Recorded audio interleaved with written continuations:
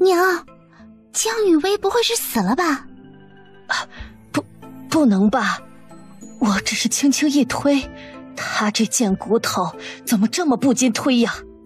啊，娘，快看，他后脑撞到门槛上了，好像流血了。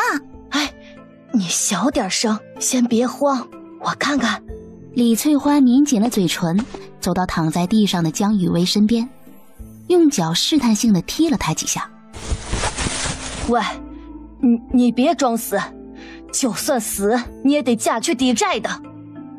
娘，可别让他死，若是他死了，爹非得让我嫁给宁家那个战死鬼，我可不想当寡妇去给人家养孩子呀。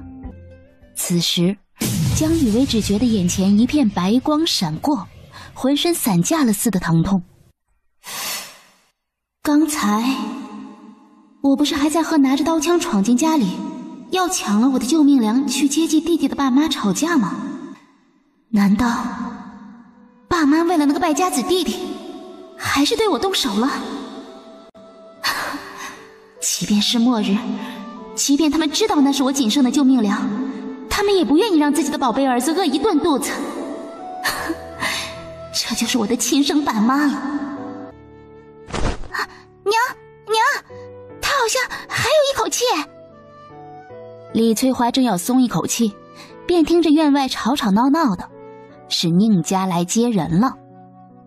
此时李翠花也顾不上多想，端起手边装满水的盆子，猛地朝江雨薇脸上浇去。贱骨头，还装死，快给我起来！江雨薇被这盆冷水一浇，瞬间一个机灵清醒过来。瑶瑶，别傻愣着了，赶快去给她换上嫁衣，把头包扎一下，拿一个盖头一盖便是，快些！我先去外面应付那些死婆子。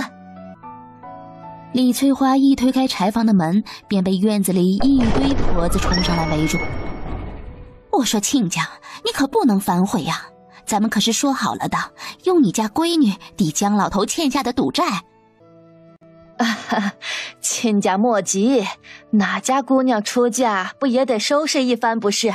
快了，马上就出来了。哟，我们家宁老大都死在战场上了，左不过嫁过去也是要守寡的，又何必费劲收拾呢？说罢，陈桂香便也不再催了，直接在院里找了把椅子，稳稳当当坐了下来。二郎腿一翘，便伸手往口袋里掏出一把瓜子嗑了起来。李翠花却一刻也不想等了，直接转身小跑到里屋。瑶瑶，陪他去宁家村，路上你拽着他点儿，免得让他跑了。好，你放心吧娘，有我盯着，他跑不了的。说罢，江瑶瑶便粗鲁地拽着江雨薇往院子里走去，边走还不忘在她耳边小声说道：好姐姐，今日你便要去宁家守寡了。不过听说呀，那个战死鬼宁老大还有一双儿女嘞，想必你的日子也不会好过了。我的日子好不好过不用你操心，如今爹娘将我嫁去宁家抵债，咱们家的名声在这十里八村也算是臭了，你还能妄想找个好婆家不成？江瑶瑶听着江雨薇这话，似乎是意识到了眼下自己的处境也没好到哪里去。哟，还真装扮起来了，快些走吧，已经耽搁不少时辰了，家里那边该等急了。陈桂香在前面带路，众人走了约莫半日才到了宁家。娘，怎么耽搁了这么久？杏儿都吵吵着饿了要吃饭呢。喏，还不是人家身子金贵，来咱们家守寡还要穿身红嫁衣呢。哼，到了我们宁家，可不论什么金贵不金贵的，都是庄子里出来的，家里活计这么多，娶你回来就是要干活的。这位嫂嫂说的对，咱们都是庄稼人，哪有不干活的道理？况且我爹是欠了你家银子的，我姐嫁过来自然是要将欠你们的银子赚回本来的。你们尽管放心使唤她，你别看她身子瘦，她力气可是一大把呢，我们家的脏活累活都是她来干的。哎呀，这位便是江家妹妹吧？看你说话定是个明事理的，就留下来一同吃午饭吧。江瑶瑶见他们这一家人个个都不是善茬，生怕他们将自己也扣了下来，只是要了欠条，便匆匆赶回江庄了。江雨薇只觉得肚子有些饿了，便猛地将盖头扯下来扔在地上，径直走到了饭桌前。刚要用勺子去盛盆里的米饭，便听到一声尖叫：哎，你疯了！咱们做媳妇的哪有资格吃米饭？只见孙氏一个箭步冲上去，夺下江雨薇手中的碗和勺子，转身走到了锅台旁，用勺子在锅里浅浅地舀了半碗米汤。吃吧，大馋丫头。江雨薇皱眉，看了看眼前的半碗米汤，一口气喝了下去。不行，还是觉得饿，便直接拿起筷子开始夹桌上唯一的一盘肉菜。孙氏见状刚要去拦，被江雨薇一伸脚便绊了个趔趄，直接摔倒在桌前。在院子外招呼客人的陈桂香听见了厨房的动静，便进来查看。娘啊，这个女人欺负我！我何时欺负你了？是你一直不懂尊卑，大喊大叫。如今我嫁到宁家，怎么说也是你的大嫂，怎么连饭都不让我吃饱？江雨薇一边说着，一边不忘将桌上的肉菜端到自己面前，津津有味地吃了起来。陈桂香见她一个嫁来抵债的媳妇儿，竟然还敢吃自己留给二儿子的肉菜，顿时便气不打一处来，拿起立在灶台边上的烧火棍，二话不说便要朝江雨薇打去。江雨薇听觉十分灵敏，虽然并未转头，但是她也听到了身后棍子挥动的风声，直接伸手扯住了要落在自己身上的棍子。哼，你们宁家倒是好笑，新媳妇进门第一天就不给吃饱饭，还要动手打媳妇儿。你个娼妇生的小杂种，我看打你都是轻的，进门第一天就敢跟婆婆顶嘴，日后没有男人管辖你，你还要上天不成？哎呀，我那苦命的大儿子哟，你死了倒是轻快，留下一双儿女，让我个老婆子怎么养啊？我本想着给你娶个媳妇儿进门，也好让你的儿女日后有个人看管。如今看来，这女人也是个有娘生没娘教的野杂种。在院子里吃饭的村民们听见了这边的动静，也都顾不上吃饭了，忙起身凑了过来，趴在窗边，站在门口往里看。哎，你说这陈桂香又在闹啥幺蛾子呢？这还用说，这是想给新媳妇儿立规矩呗。我可听说那江家大闺女是个老实本分的，这以后的日子怕是要难过喽。可不是嘛，你还不知道那宁老大前一任的老婆是怎么死的吗？哎呀，你可小点声，别被陈桂香听见了，找你麻烦。村民的小声嘀咕都一字不漏地落入了江雨薇的耳中。江雨薇走到了陈桂香面前，用力将她扶了起来，笑着说道：娘，地上凉，可别染了风寒，你怎么骂我都成，只是千万别气坏了身子。哎呀，你这个死丫头，你要捏死我呀！你松手，你快给我松手！江雨薇嘴角微勾，猛地一松双手，本还在拼命往后挣扎的陈桂香瞬间失去了拉力，一下子就跌坐在了地上。只听得一声脆响，竟是陈桂香的尾巴骨被硬生生的给摔断了。娘，你这是怎么了？我可都是为了你好啊！你生媳妇的气，不想让媳妇吃饱饭，你打我骂我都行，可是你不能折磨自己的身子呀。哎，我说陈婆子，你差不多行了，哪有新媳妇到家第一日就不让吃饱饭的？就是，你就是要立规矩，也得等这大喜的日子过了再说呀。哎，这大媳妇看着就是个老实孝顺的，以后有苦日子受了。走，吃饱了都走，我家的事儿还轮不到你们来指责。众人见陈桂香又开始撒泼，便也不想同他计较。宁老头送走了众人后，也觉得面上无光。人都走了，还坐在这里撒泼给谁看？呸！我撒泼？我都后悔娶这个丧门星进门。你看看他刚进门就把我们家弄得鸡飞狗跳，我现下都疼得起不来了。快，老头子，扶我进屋躺躺。哎呦！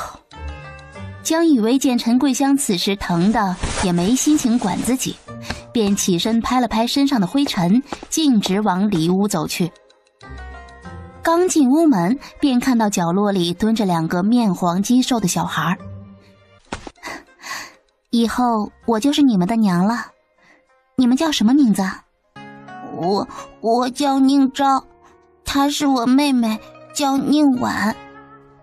江雨薇笑着拍了拍宁昭的头，将他们俩扶起来，拉到了炕边，从怀里拿出了一块饼子，分成2半，递到他俩手边。谢谢你。江雨薇看2人已经吃完，便笑着将他们抱上了炕，把他们脚上那双破烂不堪的鞋子脱了下来，寻了帕子沾湿了水，替2个孩子擦洗了脏兮兮的小脸和小手，又打了盆水让他们洗脚。2人从没被这样照顾过，都呆愣愣的任凭江雨薇摆布。好了，咱们早些睡觉，明日先去寻些草绳来，替你们编新鞋子。见2个小家伙乖乖上床后，江雨薇便将桌边的蜡烛熄了，也上了床。在梦中，他走到了一个茅草屋前，下意识的就推门进去，看见门口处有一个小溪，不知怎么的就觉得有些渴，便趴在小溪边喝了几口水。几口水下肚，顿时觉得全身通畅，头好像也不那么疼了。江雨薇又起身走到茅草屋后，看见了一片空地，随后便抬头看到空中飘着一行字：欢迎宿主来到专属空间，赠您良田1亩，灵泉1汪，快点开垦吧。江雨薇身子一僵，难道这个就是传说中的空间吗？他正思索着，突然听到了一声巨响，意识猛地从空间中抽离出来。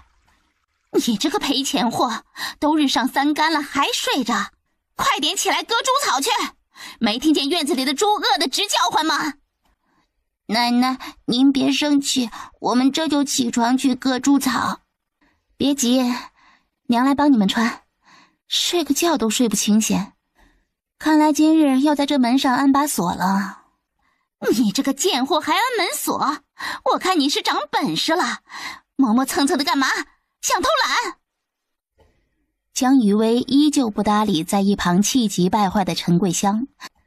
先去吃饭，猪饿一顿没什么，你们俩正是长身体的时候，可不能饿着。陈桂香见江雨薇竟然如此敢忤逆自己，拿着鸡毛掸子就要朝江雨薇身上打去。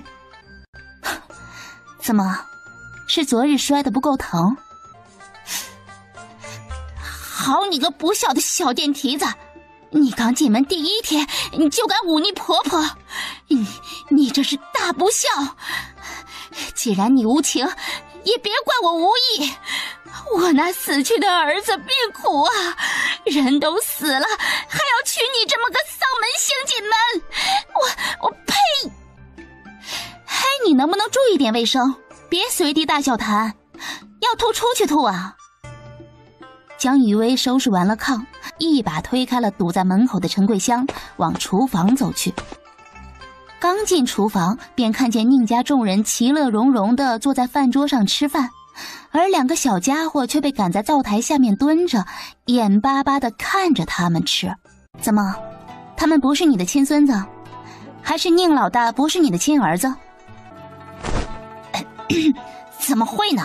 老大是我一手拉扯大的，要不是他，咱们宁家哪能出得起人去当兵？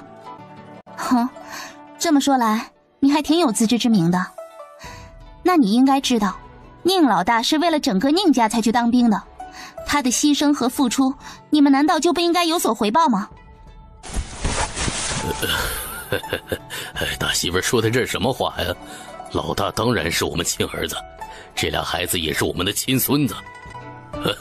你娘替你们盛饭，还不快接着？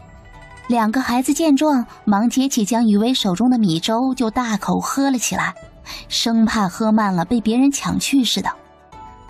看来娘要多赚点钱，能养活你们两个小家伙。吃罢了早饭，江雨薇便让宁昭领着自己去寻能做草鞋的材料。宁昭从昨日见到江雨薇就觉得她这个人好像不坏。自从她来了，自己和妹妹都吃了2顿饱饭了，心中如此想着，宁昭便主动伸出小手去拉江雨薇的手。3人走了不久，江雨薇就发现了一处长满了蒲草的池塘。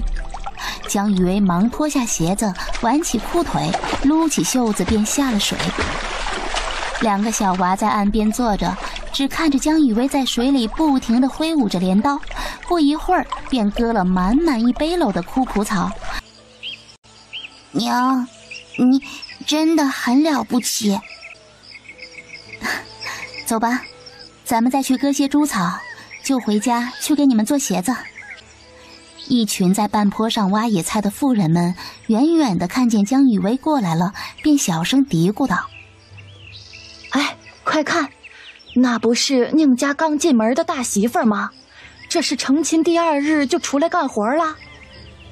哼，那陈桂香的歹毒样子，怎么可能让她过上安生日子？江雨薇远远的便听到了他们议论自己，不动声色的带着2个孩子上前去打了声招呼，冲他们笑了笑。我说你呀，看着就是个老实本分的，可别被你那婆婆给欺负了。哎，就是，你都不知道她是怎么治这俩孩子亲娘的。哎，您知道这俩孩子的亲娘是生什么病走的吗？嗨，你别听你周婶胡说，她呀就是嘴上没个把门的。江雨薇看那周婶似乎还想再说些什么，就被身旁的人拉走了，只得先赶紧割完猪草，带着2个孩子回家。进了家门，他先让宁昭去喂猪草，又将背篓里的蒲草尽数倒了出来，搬了2个小凳子坐在院内。江雨薇凭借着前世看求生视频的记忆，拿着蒲草替2个孩子量了大概尺寸就编了起来。小孩子的脚本身就小，加上江雨薇手快，很快便编好了2双小鞋子。昭儿、婉儿，快来，你们试试这鞋合脚吗？2个孩子听说新鞋子编好了，都一脸兴奋地跑到江雨薇身边，双手郑重地接过自己的鞋子。娘，你看他们抢我的新鞋子。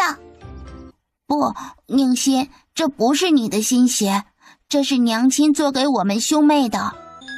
哼，这家里所有的新东西都是我的，你们俩凭什么跟我抢？你平时就这样管教你的孩子吗？让他如此蛮横无理，欺负家里的其他人？小孩子之间抢东西是正常的。再说了，在宁家，心儿就是比这2个赔钱货讨喜。哼，1双草鞋而已，让心儿稀罕够了，再给他们也不迟啊。即使是小孩子，也不能这样蛮横无理。更何况宁昭和宁婉也是这个家的一份子，他们的东西也有权利得到保护。你不能因为心儿是你的心头肉，就一味的纵容他。你看看他俩的鞋子都破成什么样了，怎么没见你这个当婶婶的给他们换双新鞋？新大娘凶，新大娘坏，以前的大娘都是把新东西先给心儿的。你这是什么话？我怎么教孩子，难道还由你来指手画脚？这些草鞋本来就是给贱人穿的，心儿是我们宁家的宝贝，为什么和他们抢？这鞋是你们的，应该属于你们，没有人可以随意抢走，放心吧。乖，别难过了。既然明天要赶集，娘就把剩下的蒲草都编成草鞋，咱们拿到集市上去卖。卖了钱，娘就给你们俩一人做一身新衣服，让你们穿得漂漂亮亮的，好不好？次日清晨，天刚蒙蒙亮，江雨薇就被宁昭喊醒了，顾不上吃早饭，只用背篓背上了昨晚编好的草鞋，带着2个孩子就往集上赶。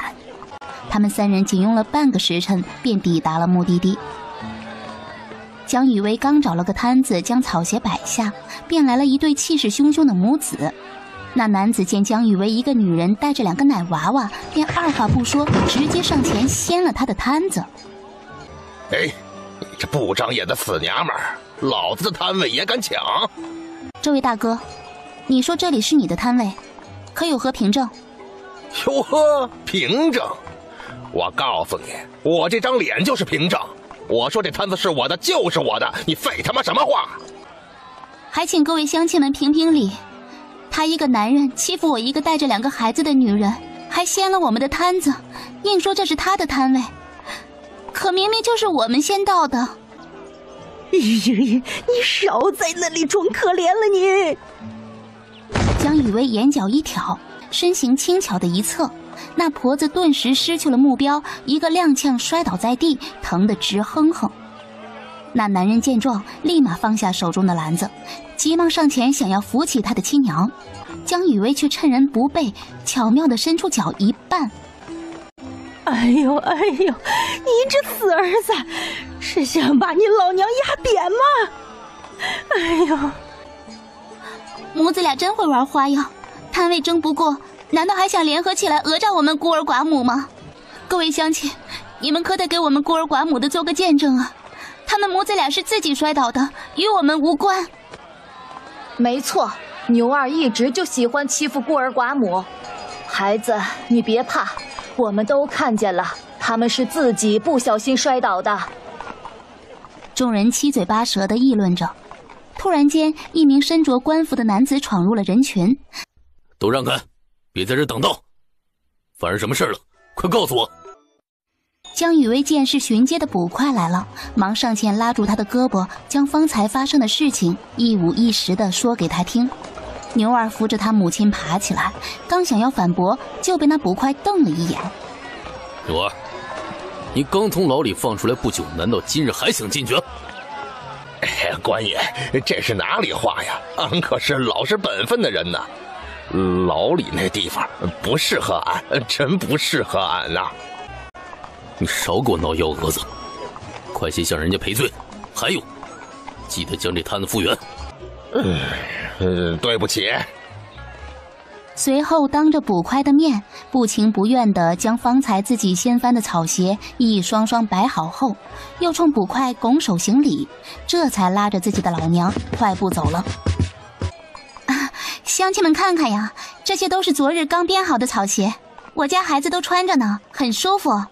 今日我们就是穿着这草鞋走到集上的，完全不累脚。家里有孩子的可以给孩子带一双回去。娘，这双鞋上有小兔子，我喜欢，我想要。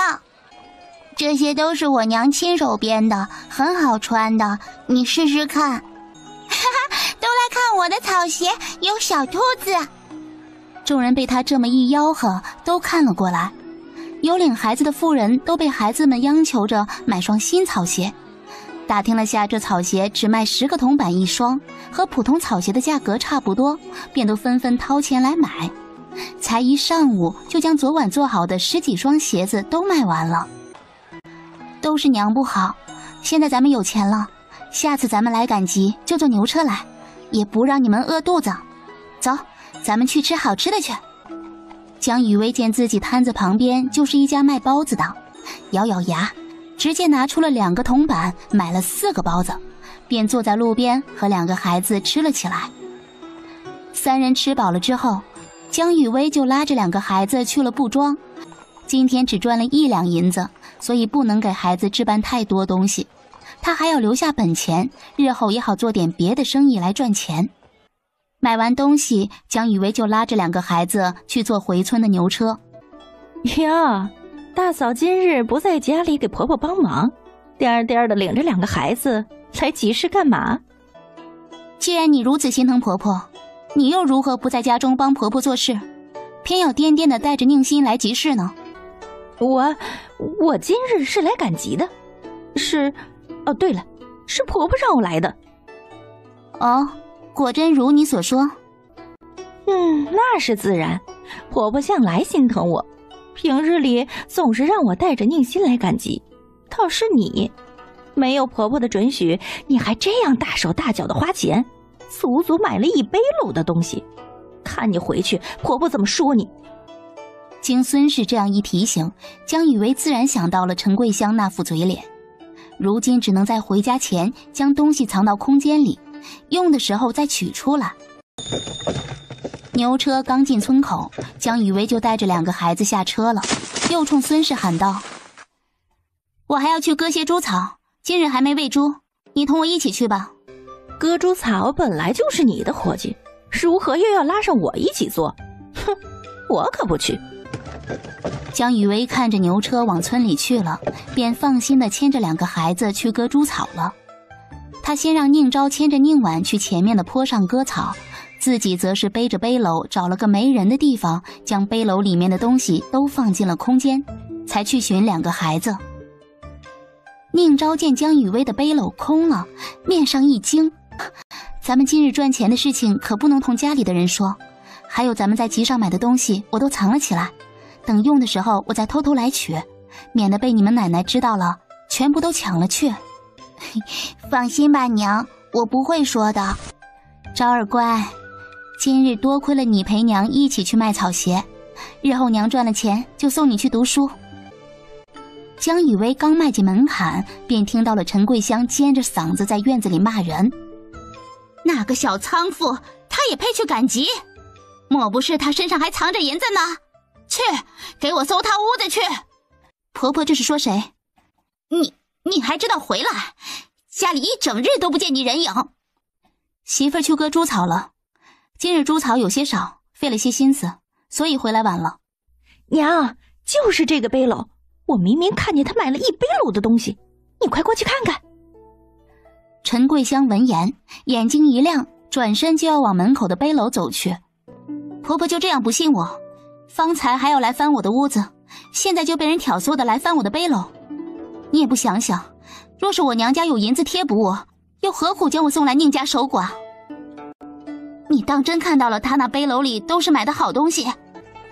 娘，媳妇儿敢肯定是她瞒着娘藏银子了，你去翻翻看就是了。我才进门几日，你们当真是想像逼死宁昭亲娘那样逼死我？你说什么？你胡说什么？可不敢出去乱说。谁在你耳边嚼舌根子？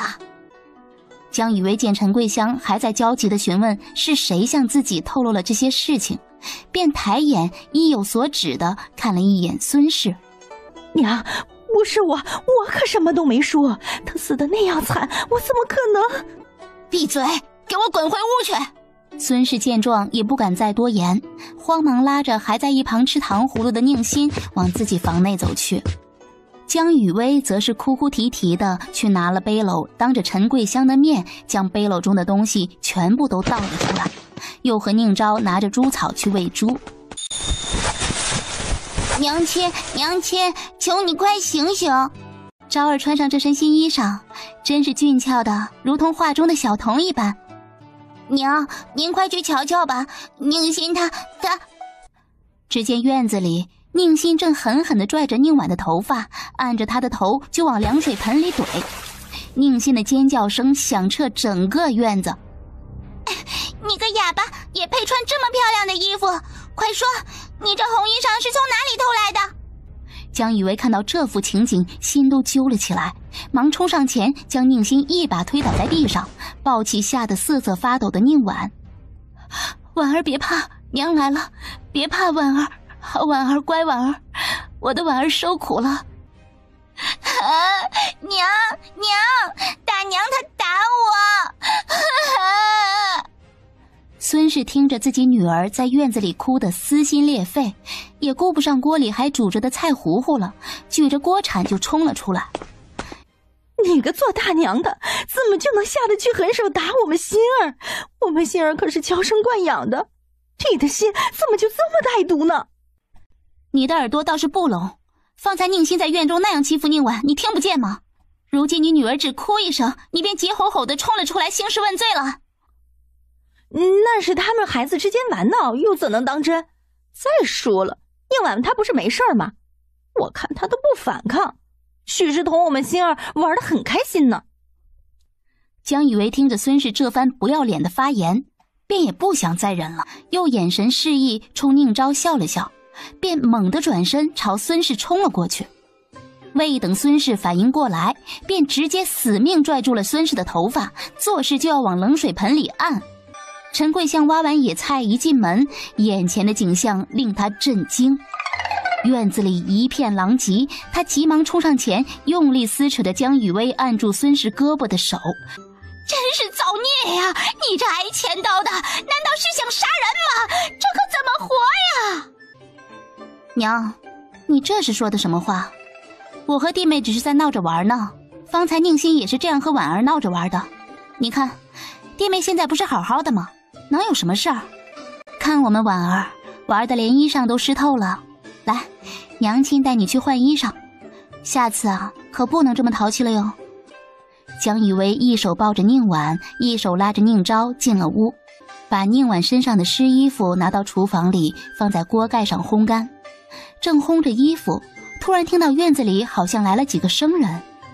有人在家吗？这里是宁怀之的家吗？几位兵爷找宁怀之有何事啊？这里到底是不是宁怀之的家？兵爷息怒，这里确实是宁怀之的家，但是他已经多年未归，应该是早就死在了战场上了，所以……休得胡言！既然是宁将军的家就行，快让开，快让开！对了，再去请个大夫来，快一些！那壮汉说着，就一把将宁老头扯到一边，又示意身后的人将一个马背上的人背进屋里。在厨房烘衣上的江雨薇将这一切都看在了眼里，心中大惊。宁怀之，宁将军。江雨薇觉得自己一开始设想的美好生活，可能要因为这个男人的到来而结束了。既然宁将军送到了，我们也就放心了。等宁将军醒来，还请您转告宁将军，让他好好养伤，不必操心军中事务了。这下又来一个吃白饭的，还是个生病的，家里就这么点钱，全都让你们这些败家子糟蹋没了。此时宁老头也带着宁家村唯一的赤脚医生宁伯进来了。快让我看看怀之怎么样了。还没死呢，里面躺着呢。还请您跟我来。老大媳妇儿，你快些多烧些热水，我看着怀之身上的伤处不少，就先包扎止血才好啊。宁婉许是从未见过这样血腥的场面，一度吓得脸色惨白。宁昭也好不到哪里去，他们对这个父亲也没有太多的印象，毕竟生下了2个孩子他就去当兵了。这男人突然这副样子冒出来，2个孩子会觉得害怕，也是情有可原的。江雨薇轻轻叹了口气，让宁昭和宁婉乖乖在厨房帮忙看火烧水，自己则是回到屋里去帮宁伯的忙。老大媳妇儿，来，帮我把他裤子给脱下来，怀之腿上的伤好似更严重了。听宁伯这样说，江雨薇顿时红了脸颊，自己还从没碰过成年男子的身体呢，今日就……老大媳妇儿，愣着干嘛呢？快些！江雨薇无奈，只得强撑着上手去帮宁怀之解裤带。刚解到一半，突然响起一个冷漠的男声：“放手，我自己来。”好，那你便自己解。怀之啊，你跟你媳妇儿还那么见外干什么呀？我不认识她，我媳妇儿不是周素吗？此事说来话长，日后再谈啊。你如今受伤了，不可多思虑，你且闭目养神一会儿，我先替你上药。江雨薇见此时没自己什么事儿，便也就去了厨房端热水。昭儿、婉儿，你们辛苦了，我先去帮你们爹处理伤口，你们再烧一锅水。宁伯见热水来了，忙替宁怀之擦拭伤口，忙活了好一阵子，才将他身上的伤口都包扎好了，又开了一剂药方，对江雨薇叮嘱：老大媳妇儿啊，如今怀之这伤势十分严重，这几日需要日日换药，你拿着这方子，明日去镇上抓药煎给他喝。只是他腿伤的厉害，怕是以后再也站不起来了。能保住这条命，我也是尽力了。这几日啊，饭不能疏忽了才好。说罢，一脸惋惜地看着仍旧闭眼躺在床上的宁怀之，叹了口气，才拿了枕巾离开了。陈桂香听宁伯说宁怀之的腿再也站不起来了，便直接在门外破口大骂：刚来一个败家娘们儿，这又来一个吃闲饭的。我们老宁家得赚多少钱才能够贴补那老大一家的？偏偏就他家人口多，有4张嘴等着吃饭，一个能赚钱的都没有，都是赔钱货。江雨薇皱眉听着陈桂香的咒骂声，只想着找个时机尽快分家才好。你在想什么？我是你娘前几日刚替你娶进门来照顾你一双儿女的新媳妇儿，我叫江雨薇。至于你前任媳妇儿，我倒是没见过，不过据说她已经死了。至于是怎么死的，这件事你要去问你娘。因为有个陌生男人和自己同床共枕，江雨薇一夜都没怎么合眼。趁着天色刚蒙蒙亮，他就急忙起床去寻竹林，准备砍点竹子回来做张小床。他想着，反正今日要去镇上替宁怀之买草药，刚好可以把前几天在灵泉水里泡的豆芽拿些去镇上卖了，换点钱攒着。昭儿、婉儿，今日娘要去镇上替你们爹爹抓药，就不带你们去了。你们呢，就乖乖留在家里，好好照顾你们爹爹。娘出去半日就回来了。江雨薇安排妥当后，便去找陈桂香要银子抓药。娘，今日我要去镇上替怀之抓药，他昨夜疼得一夜未眠，今日必须得吃药了，不然伤口会加重的。哼，我看疼死他活该。出去当兵那么多年，1分钱都没给家里寄过，如今成了瘸子，倒是回家来要钱治病了。昨儿个宁伯不是也说了，他这病是治不好的，就这么拖着吧，能给他口饭吃就不错了。我可没钱给他看病。娘有钱拿去给二弟赌博，都没钱给怀之救命吗？嗨，你个杀千刀的！为了娶你，我都给老大花了多少银子了，如今有你照顾他，能让他有口吃的就不错了，别妄想用我的钱给他治病。有你这样当娘的吗？活活治死了周素，现在又想置自己亲儿子的死活于不顾。你怎么知道周素的？是谁告诉你的？你要是不想让这件事闹得人尽皆知，就趁早拿银子出来给你儿子治病。陈桂香似乎是不想再同他纠缠，直接从腰间翻出钱袋子，倒出了10个铜板。江雨薇见他竟然抠门到只给10个铜板，让自己去镇上买药，直接伸手抢过陈桂香手中的钱袋子，就往门外跑去。娘，我不知道买药需要多少钱，你这钱袋我先拿去用，如果有剩下的钱，我1分不少的给你带回来。你个丧门星，你还我钱袋子！你个丧门星，我真是要被你气死了！哎呦，我的钱袋子呀！江雨薇根本不管身后气得半死的陈桂香，跑着赶上了宁武叔的牛车。到了镇上后，江雨薇先找人打听到了镇上的菜市场，寻了一块空地，就开始摆摊卖豆芽。很多人都没见过这样的豆芽，也不知道该怎么吃。江雨薇见旁边有摆摊卖调料的，就直接买了一些调料，现场做了一盘凉拌豆芽，供来往的客人试吃。好吃，好吃啊！姑娘，你这是什么菜呀？就是用这个豆芽做的，爽脆的凉拌豆芽，您带点回去试试看。这一扎豆芽多少钱？5文钱。我今日带的不多，卖完就没了。不贵，不贵，快给我来4扎。众人见有人买，便也都纷纷上来试吃。凡是吃过的都说好。江雨薇带的一背篓豆芽，不一会儿便都被人抢光了。还有许多没买到的，都问江雨薇下次什么时候再来摆摊。我7日后会来镇上赶集卖豆芽，诸位若是想吃，便去集市上寻我就好。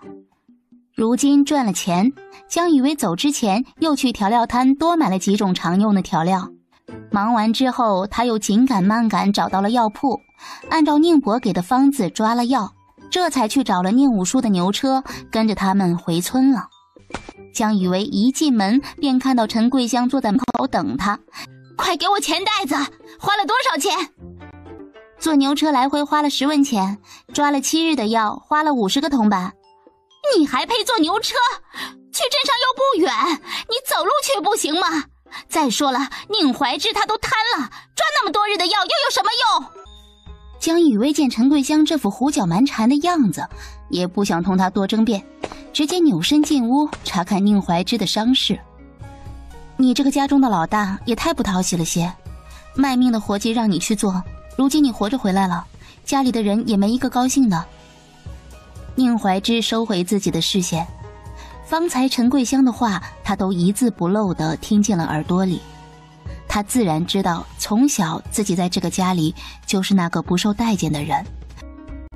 谢谢你今日替我去买药，不过娘说的对，我走不过也是要瘫在床上了，治不治也都无所谓了，这点疼我还能忍住，日后你也不必再去镇上拿药了。哪有生病不治硬扛的道理？你现在还没死，就自己放弃自己了。你若是怕我花你娘的钱，大不了日后我想法子自己赚钱治你的伤。江雨薇一边想着，一边上手去脱宁怀之的衣裳。不劳你替我换药，我自己来吧。我倒是懒得伺候你，如今你伤成了这样，就不要逞强了。再说了，你我已经是夫妻了，我都不避讳，你一个大男人扭你个什么劲？江雨薇拿出早就准备好的灵泉水替宁怀之擦拭伤口，虽然她不知道这灵泉水的具体作用，但是自己干活累了用灵泉水洗澡，每次都是觉得浑身轻松，像是被打通了血脉一样。你再睡会儿，我先出去替你熬药，现下你养身子要紧，别想旁的事儿。江雨薇说罢便去了厨房，找了一个陶罐，在院子里架起火堆就开始熬药，又喊来宁昭和宁婉帮忙看着火，自己则是将今日劈好的竹子量了一个合适的尺寸，挨个锯好，又找了些废料打磨了一些蝎钉榫卯，将床板和床腿组合了起来。娘，你可真厉害，怎么什么都会做呀？没什么大不了的，一会儿啊，娘再给你和婉儿做个竹蜻蜓来玩，保证你们没玩过。对了，昭儿，那药已经熬好了，你盛出来端给你爹喝了吧，小心烫哦。宁昭小心翼翼地将熬好的药盛在碗中，又使劲用扇子扇了扇，想让它凉得快些。见药已经不再冒热气了，便端着药碗送去给宁怀之喝。江雨薇自然也没忘记对2个孩子的许诺，于是又去院里用剩下的废料做了2个竹蜻蜓，送给宁昭和宁婉。2个孩子收到了玩具，都高兴得不得了，在院子里玩得不亦乐乎。宁昭，你想死啊？你哪里弄的这么多好玩意儿？快拿过来给我玩玩。耶，宁昭，你这孩子就是小气，也不知道像谁了。不就是个破竹子吗？给你弟弟玩玩能怎么了？听姑姑话，来给姑姑。不行，姑姑，这是娘亲给我和婉儿做的，不能给旁的人。娘，你看他那个小气鬼的样子，跟他废什么话？我打他一顿，抢过来不就行了？江雨薇拎着马桶一出门，便看到了宁云云带着2个儿子要去抢宁昭和宁婉的竹蜻蜓。哎，昭儿、婉儿，快闪开！直接将方才马桶里面的排泄物朝宁云云泼去。娘，你身上太臭了。娘，你身上太脏了，你身上还有屎呢。哎呀，这可怎么办呢？我不是故意的，方才我不是喊了让你们避让吗？怎么还跟个木头似的傻站在这里呢？昭儿，方才娘是不是让你们躲开了？你听到没？娘，我听见了，所以我才拉着妹妹躲开了，不知道姑姑为什么不躲。就是娘，我们也听见了，你咋不知道躲开点呢？是啊，娘，我和哥哥都听见了的。江雨薇强忍着笑意，转手去舀了一大盆冷水冲了过来，不等宁云云说话，直接将一盆冷水泼到了她的身上。云云，你这身上太脏了，着实看着难受，我先帮你冲冲，一会儿啊，让徐峰、徐景去给你烧点热水，好好洗洗。今晚就住在这里吧，这副样子回婆家，定也会招人嫌弃的。我看你就是故意的，你就是没安好心。俺娘说你是丧门星，你是一点也没说错呀。宁家也是倒了霉娶你进门，哼，我那个不成器的哥哥也是的，死在战场上倒也利落，如今又摊着个身子回来做啥？还不是想赖在宁家白吃白喝，让宁家的人白白养你们一家4口。陈桂香和宁老头从地里回来，进门便看到了一身狼狈的小女儿。哎呀，你怎么弄成这副德行了？还不是你个丧门星的媳妇搞的鬼！娘，你看看他都把我弄成啥样了！你们两个还愣着干嘛？快去厨房给你娘烧热水洗澡去！你们还真想让你们的娘亲染上风寒，病死榻中不成？哪就那么严重了？你干啥喝着我儿子呀？你算哪根葱？哼，我是他们的舅母，就有资格提点他们。既然你如此说，那便不要让你的宝贝儿子去烧水，你也不必洗澡，就站在这寒风中站上一夜，等身上的脏污干透了，你明日再回婆家便是。走，咱们回屋睡觉。眼不见心不烦。娘，你看看，他都骑到我头上拉屎了，你也不管管他，就让他这样嚣张啊！哎呀，你今日过来做什么？还愣着干啥？你们真要冻死我？让你爹给你们找个后娘吗？快去烧水去！哎呀，我这不是回来看看爹娘吗？而且我听人说我那个不争气的哥哥回来了，还成了残废，这么大的事儿，我不得回来看看吗？确实是个不争气的，还不如死在战场上，倒也省得回来拖累我们这一家老小了。你都不知道他花了我多少银子，刚回来那日便请了宁伯来看病，第二日那个丧门星媳妇儿就抢了我的钱袋子去镇上替他买药。娘，你也真是命苦啊，老了摊上这么一家的败家子儿。你也是好心，这人都残废了，还用那白费那银钱去替他请大夫，真是不当家不知柴米油盐贵。江雨薇带着2个孩子进屋，将陈桂香母女2人的对话都一字不漏地听了来。有娘在呢，不怕。说着又从怀里拿出来2个烧饼，给他们一人分了一个。快些吃，莫要让他们看见了。这是娘今日去镇上给你们买的，吃完就去睡觉，别管大人的事儿。宁怀之见江雨薇对2个孩子是真心的，便满意的点了点头。如今自己活着确实是个拖累，现下他也只想寻了机会便一死了之。死之前唯一放心不下的就是2个孩子，如今有江雨薇照顾孩子，自己便也能放心去了。吃吧，你别听你娘的。我就问你一句，我想同你爹娘分家，你同意吗？我不吃，你吃吧，我吃了也是浪费。你现在是病人，不吃东西病怎么好？你吃了怎么会浪费啊？只有你好好活着，2个孩子才有爹爹撑腰。如今你回来也有几日了，你家人对你的嫌弃你也看到了，现下我们提出分家，对他们肯定是有好处的。我知道我娘有时候会不讲理，但是她毕竟是我娘，我们做晚辈的理应顺从些。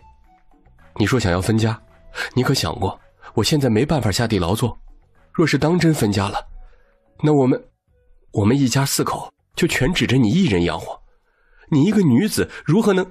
哎呀，好了好了，你说的我都懂，你放心，我有办法赚钱养活咱们家，你不信问昭儿。娘能赚钱，我也能帮娘赚钱，我都听娘的。好，那便听你们娘的。见说通了宁怀之，江雨薇便整理了一下衣衫，走出门去。此时院外已经围满了村民，都在嘀嘀咕咕讨论着。这陈桂香这婆子也太不厚道了吧。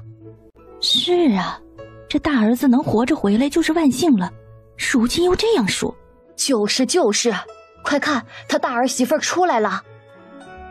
江雨薇见众人都伸着脖子往院里看，孙氏和宁家老二也都回来了，于是脸上立马带着哭腔，柔柔弱弱地说道：我知道如今我们老大回来了，你们一个两个的都看我们大房不顺眼。他现下是病着，只要娘给我们银子治病，定能治好了再帮家里做活的。他才回来几日，你们就这样容不下我们了吗？那个丧门星的贱种，从你嫁过来我们家就没有一天的好日子，一分钱不会赚，只知道吃白饭，花我们二房赚来的钱。现在老大那个拖油瓶还要吃药吊着身子，你还指望那个残废能好起来？就是。我听说我大哥已经废了，当时死在战场上，我们还敬他是个英雄。如今身子不行了，想起了回村了，这不是拖油瓶是啥？他可是你亲大哥，你个当妹妹的不但不帮他说话，却跟着孙氏一起来嫌弃他，你的良心都被狗吃了。你个矫家精，也不知你爹娘怎么生养的你，养出你这么个丧门星，你们江家就把你这样的货色塞到我们家来，看我今天不打死你这个贱种！乡亲们，我才嫁进来几日，我娘就要打死我，我什么也没做呀！求求你们救救我！宁武叔，快去帮我去叫李正来，宁家容不下我了，救救我吧，我不想死啊！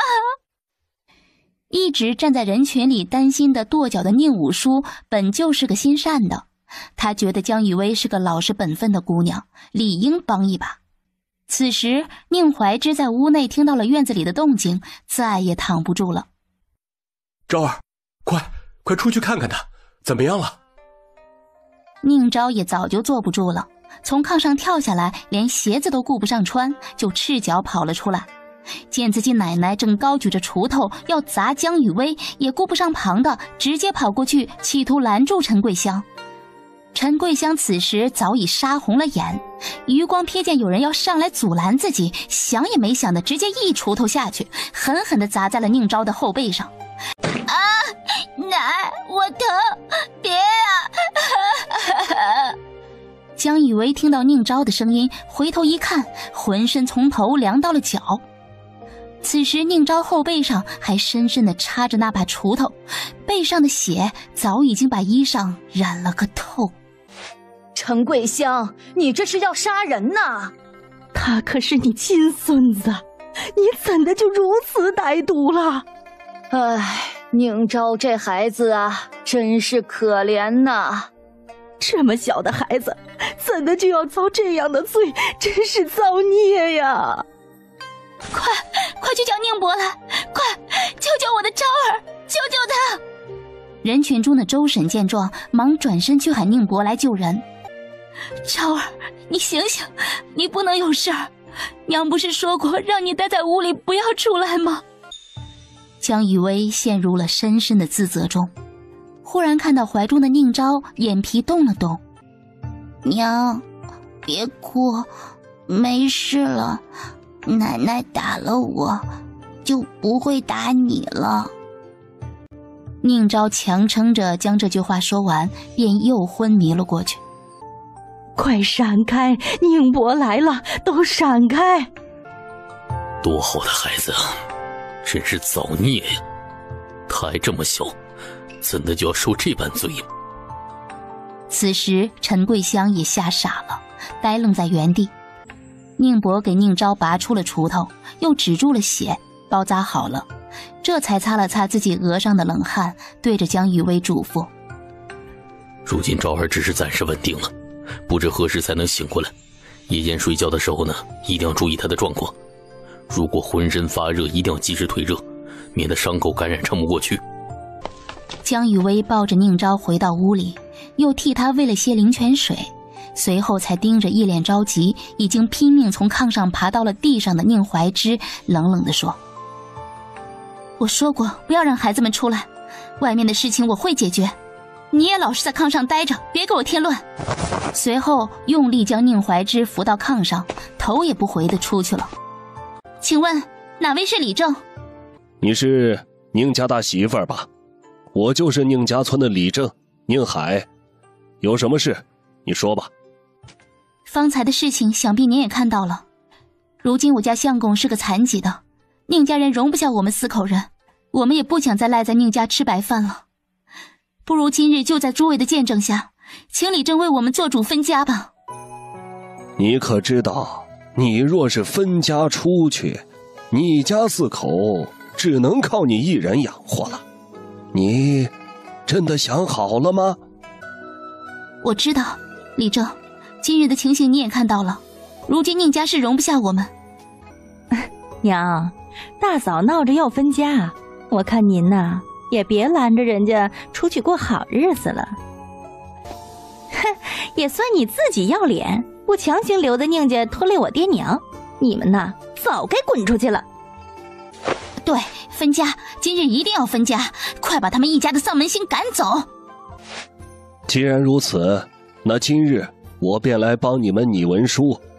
宁老头、陈婆子，你们过来盘点下家产。我们家人口多，赚一点花一点，攒不下钱，也没什么家产，就是这么一间破房和10亩薄田。别的我不要，我只要2亩地和我屋内的那些东西。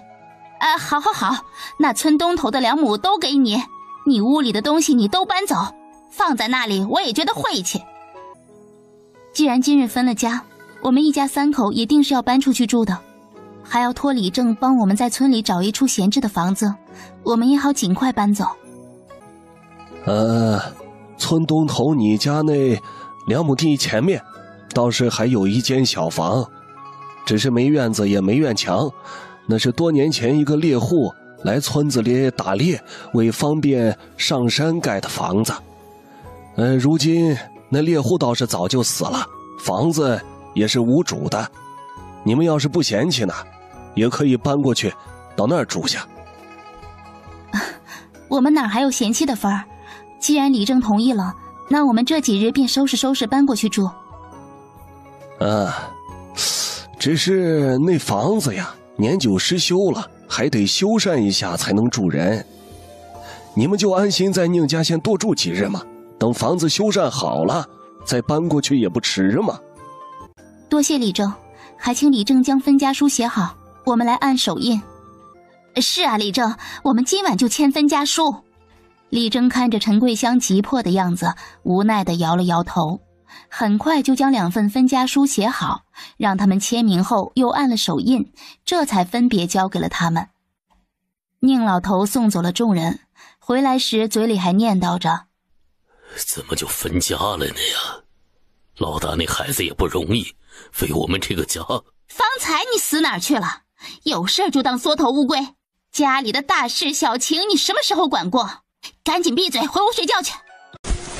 婉儿乖，哥哥没事的，你先去睡觉。明日娘要去看咱们的新房子，你留在家里照顾哥哥和你爹，好不好？宁婉眼含泪花，冲江雨薇乖巧地点了点头。雨薇，都是我不好，是我拖累你们，我……别说了，如今能拿到分家书，我已经很满足了。日后的日子就要靠我们自己。你是2个孩子的爹，我不会放弃你，我也不想看到你一个大男人整日怨天尤人的。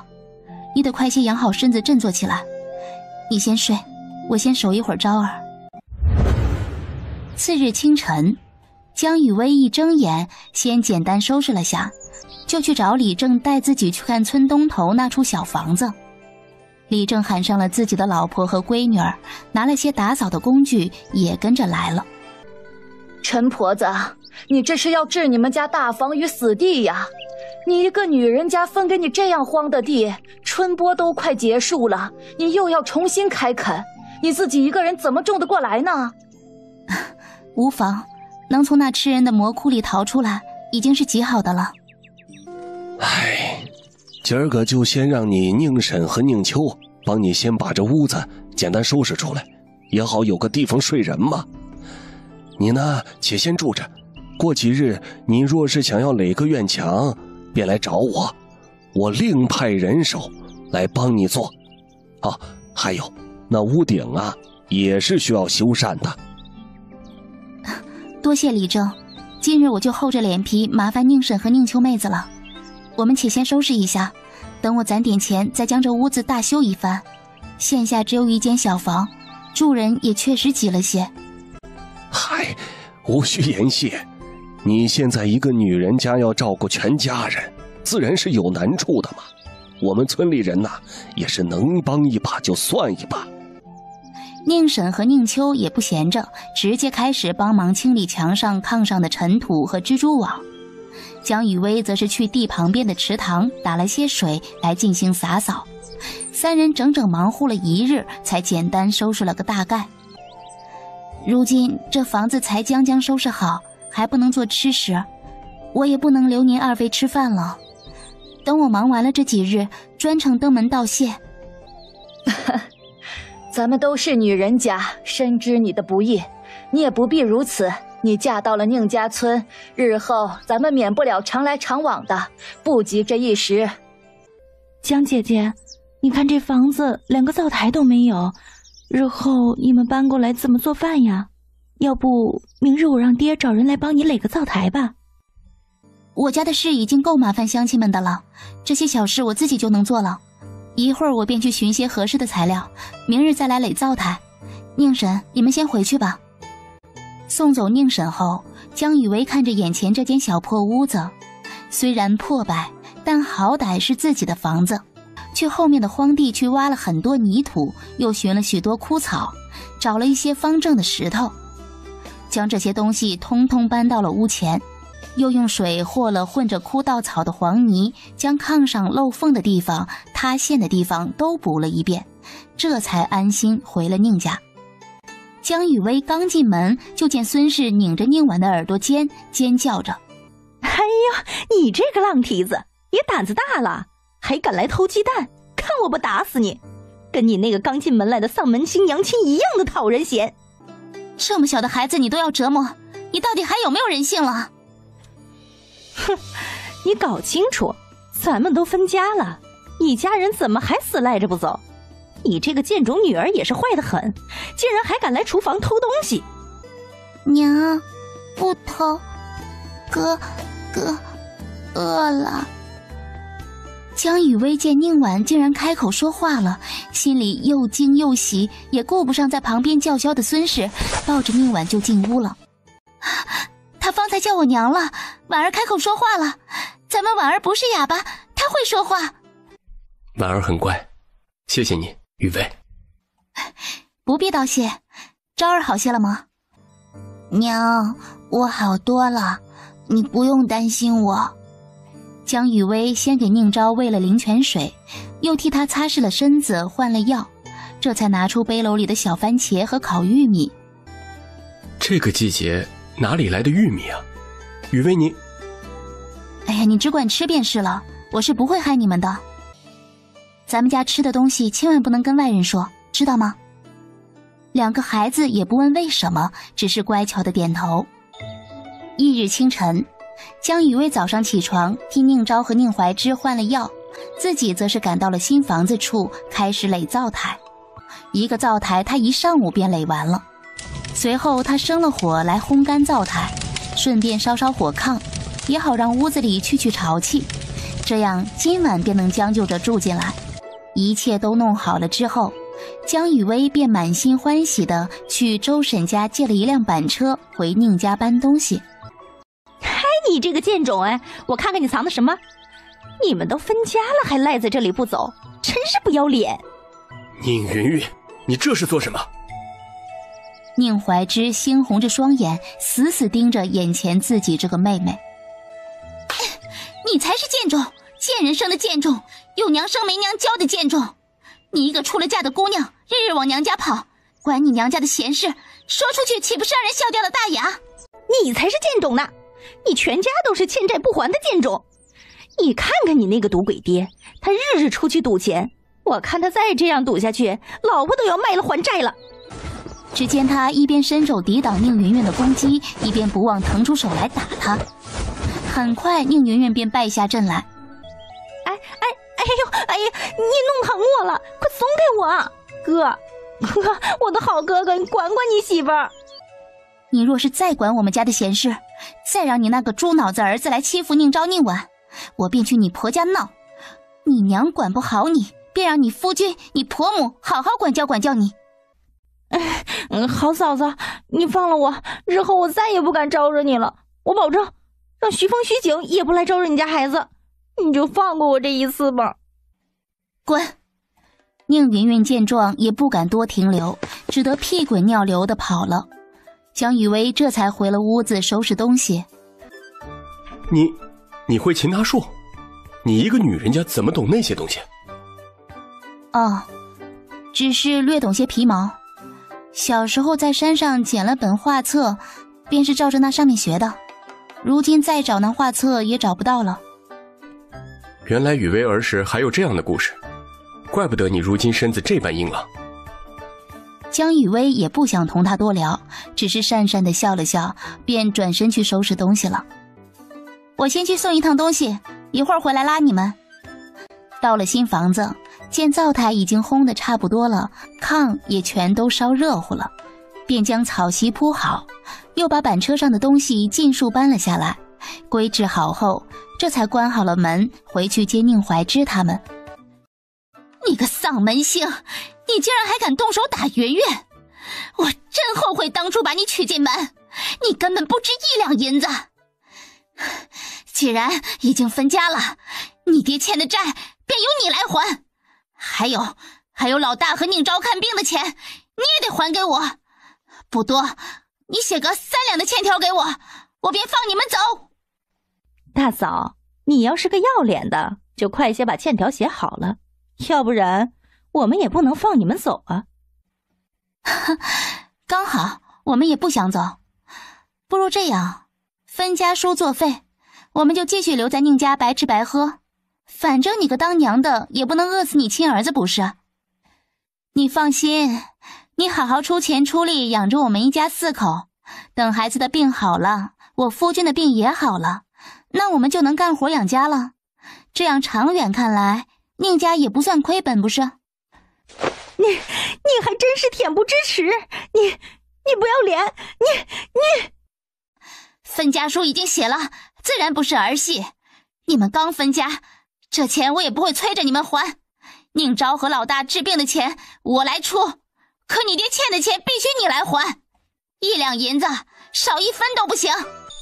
江雨薇见天色越来越暗，若是晚上推着板车过去看不清路，再将宁怀之和宁昭摔个好歹，便更是得不偿失。于是便直接拿起地上的纸笔，写了1两银子的欠条，扔给陈桂香，便进屋去背宁怀之了。宁怀之在屋内自然是将院里发生的事情听了个一清二楚，心中对自己娘亲的失望也是越来越深。娘，我们走了。日后每年的节礼，我们会回来送东西给您的。既然已经分了家，平日里无事也就不用再往来了。走吧走吧，快些走吧，我也不图你能给我送啥东西，你们一家4口不赖在家里吃白饭就是好的。江雨薇见陈桂香这副嘴脸，心中更是看不起她，于是头也不回的推着板车走了。到了新家后，宁昭高兴地说：娘，以后我们也有自己的家了。我家。雨薇，这阵子辛苦你了。这房子虽然破败，但是好在还能将就着住人。过些时日，咱们赚了钱再请人来好好修缮一番，多盖几间屋子，院墙也要垒得高高的，弄个大院子，将来养些鸡鸭自己吃也方便，反正这里空地多。还是雨薇考虑的周全。我这里有5两银子，你先收着，日后也能用得上。你怎么会有钱？你不是……你别忘了，我在军中大小是个将军，每月都有俸禄可以领的，只不过是这次因中了奸人的计谋才受了伤。之前在军中攒下的那些银子，估计也拿不回来了。只有这5两银子，还是我属下走的时候留给我的。没想到你还留了后手，这银子在宁家的时候你怎么不拿出来？我本是想将这银子交给娘的，可是自从我回家，她便没去看我一眼。平日她是如何苛待你和孩子的，我也尽数看在眼里了。如今我们也分了家，这银子自然不能再交给娘来保管了。江雨薇将手中的银子收了起来，便也不再多问。江雨薇去了外屋，用早就准备好的食材做了一餐饭，一家4口吃饱了以后，才安心地睡下了。睡梦中，江雨薇的意识进入了空间，想要给空间里的作物浇点水。恭喜宿主搬家，赠送良田1亩。江雨薇只见眼前的空地又多了1亩，心中大喜，又将茅草屋里剩下的种子都拿了出来种上了，顺便又采了一些成熟的红豆和黄豆拿出来晒在了院子里。他趁着天蒙蒙亮，就寻了个好位置开始挖捕猎坑了。刚做完这些活计，就听见宁婉哭着从院外跑回家。婉儿，你这胳膊是怎么弄的？这疼。婉儿乖，一会儿娘去把那些蜜蜂赶走。这几日你不要再出门了，娘在外面设了陷阱，你若是掉进去可就危险了。他也不敢耽误，去弄了马齿苋替宁婉敷上之后，就赶忙出去追寻蜜蜂的落脚处了。他想着，若是能将蜜蜂多养一些，那自己也不用担心白糖的问题，可以直接用蜂蜜来代替了。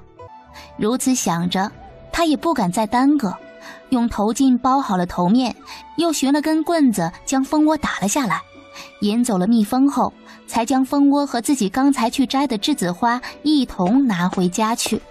做完这些之后，江雨薇算着明日正好是赶集的日子，今日就要在家将油炸糕做好，炸个7、8分熟，明日一早复炸一下就可以带到集市上卖了。宁婉见江雨薇在厨房忙碌个不停，似乎也想出来帮忙，但是看见了地上的蜂窝，又吓得红了眼眶。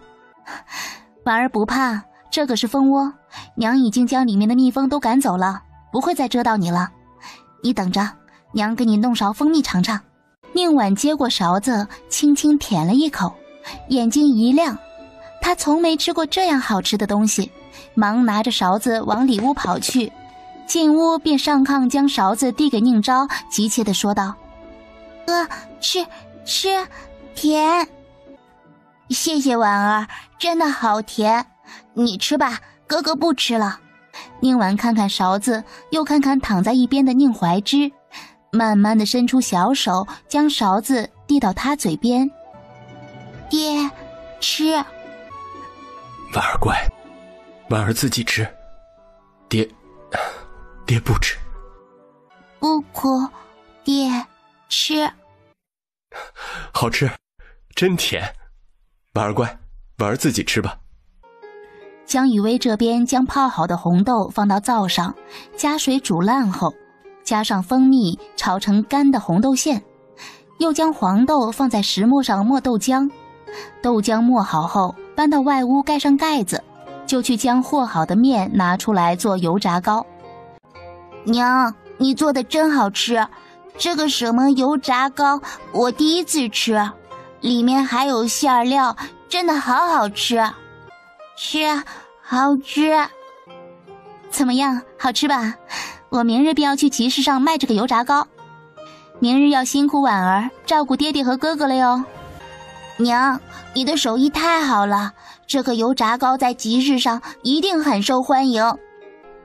雨薇，辛苦你了，你明日自己去集上要小心些，别舍不得钱坐牛车。唉，若是我这腿能动。好了，我又不是第一次去镇上赶集了，你就安心在家看孩子。你这腿会好的，大不了我们赚了钱再去镇上请大夫来看就是了。若是镇上的大夫看不好，我们就去城里寻大夫。好，我知道了，我以后不会乱说话了。我要去给李正家和周婶送些油炸糕和制花豆浆，这次搬家他们帮了不少忙，日后还是要常来往的。说完，江雨薇就将打包好的油炸糕和制花豆浆放在背篓里，先去给离自己家最近的周婶送去了。周婶，我还要去一趟李正家，就不进去了。前几日多谢你帮忙，这是我自己做的油炸糕和豆浆，你别嫌弃，拿回去尝尝。周婶刚要开口拒绝，江雨薇就小跑着离开了。周婶看着江雨薇的背影，嘴里喃喃着：“雨薇不容易呀，自己一个女人家，要拉扯这一大家子人，好在是个明理之恩的，日后啊，能帮则帮吧。”江雨薇将油炸糕送到李正家里的时候，宁秋见江雨薇来了，忙上前拉住她的手，关切地问：“雨薇姐，我听说你们都搬过去住了，那房子现在能住人了吗？”多亏你和宁婶帮忙，现在房子都收拾好了，住人是没问题的。今日我来就是特意来感谢你们，这些油炸糕和制花豆浆是我自己做的，你们尝尝。雨薇姐，这个油炸糕也太好吃了，我从来都没有吃过这么好吃的油炸糕。确实好吃，雨薇，你还有这手艺呢。雨薇姐，你都是怎么做出来的呀？这豆浆也太好喝了，你都可以摆摊去做买卖了。你们喜欢便好，我本也是要明日去赶集卖这些东西的。好呀，赶集好，正好我明日也要去赶集，我去帮你打下手，你一个人肯定忙不过来的。好，那咱们就说定了，明日就坐宁武叔的牛车去赶集。江雨薇很是喜欢李正一家人，觉得自己和宁秋的脾气性格也很合得来，便又多坐了一会儿才走。翌日清晨，他小心翼翼地把油炸糕和准备用来装豆浆的竹筒放在背篓里，又提着装满制花豆浆的竹筒就出门去赶牛车了。宁秋见江雨薇来了，忙上前接过他手里的竹筒，笑着说：“雨薇姐，我都等你好久了。”哟，我还当是谁呢？看来分家了你也不安生啊，还坐着牛车去赶集，你哪里来的钱？既然都分家了，你就少在我面前晃悠。我的钱从哪儿来的还向你汇报？那咱们宁家村家家户户每日赚了多少钱，又花了多少钱，是不是都要同你汇报？雨薇姐，你同他讲什么理？他就是个无理都要搅3分的野蛮人。孙氏本想再说些什么，可一想到宁秋是李正的闺女儿，便也不敢再开口了。众人很快便到了集上，江雨薇直接带着宁秋去上次自己卖草鞋的那个摊子，见那里没人，便过去摆好了摊子，开始叫卖。好吃的油炸糕3文钱一个，好喝的制花豆浆4文钱一杯。给我来一杯尝尝。好喝好喝，我从来没有喝过这样好喝的豆浆，快再给我来上3杯，我带回家给孩子们尝尝。宁秋见状，忙高兴地上前帮忙盛豆浆。一旁凑热闹的人也早就馋得不行了，见着众人直夸好喝，都忍不住来拿出钱买。江雨薇在旁边收钱，宁秋就负责装豆浆，忙得不亦乐乎。制花豆浆配油炸糕才好吃，我家的油炸糕让你吃一次就忘不了，大家快来尝尝呀！方才买了豆浆的人听说配着油炸糕更好吃，便都纷纷掏钱来买油炸糕。江雨薇和宁秋越干越熟练，两个人搭配起来速度快了不少。不一会儿功夫，油炸糕和豆浆都见底了。油炸糕和制花豆浆只剩下10份了，后面的乡亲不用排了，等下次再来买吧，实在是不好意思，下次我定会多备些，让大家都能吃到。哎，我说你这个摊主，你怎么不多做点呢？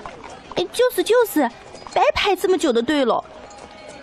哼，我家孩子都哭得不行了，就想吃你这口油炸糕，你这还卖完了？江雨薇正一边收着钱，一边给没买到的人赔礼道歉，就看见孙氏急吼吼地拉着正哇哇大哭的宁心跑了过来。你倒是会捣鼓，又做什么油炸糕什么豆浆的，都不知道先拿去孝敬公婆，你心还真是够黑的。快些将剩下的油炸糕和豆浆都拿出来，我们家心儿要吃。你真是个天大的笑话，我为啥要拿给你家心儿吃啊？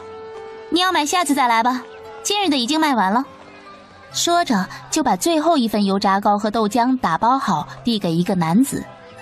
孙氏见状就要上前去抢那男子手中的东西，脸上还不忘陪笑着说：“哎呀，你看看这位大哥，不好意思，这是我们自家的买卖，我们家孩子要吃，你就别跟一个孩子抢了，你下次再来买啊。”我可是付了钱的，你算老几啊？上来就抢我东西，臭婆娘！江雨薇和宁秋见状相视一笑，便收拾了摊子就要离开。好你个江雨薇，你亲侄女都馋哭了，你都不舍得给她吃，哪有你这样当大娘的？你家闺女你惯着，旁人可不惯着。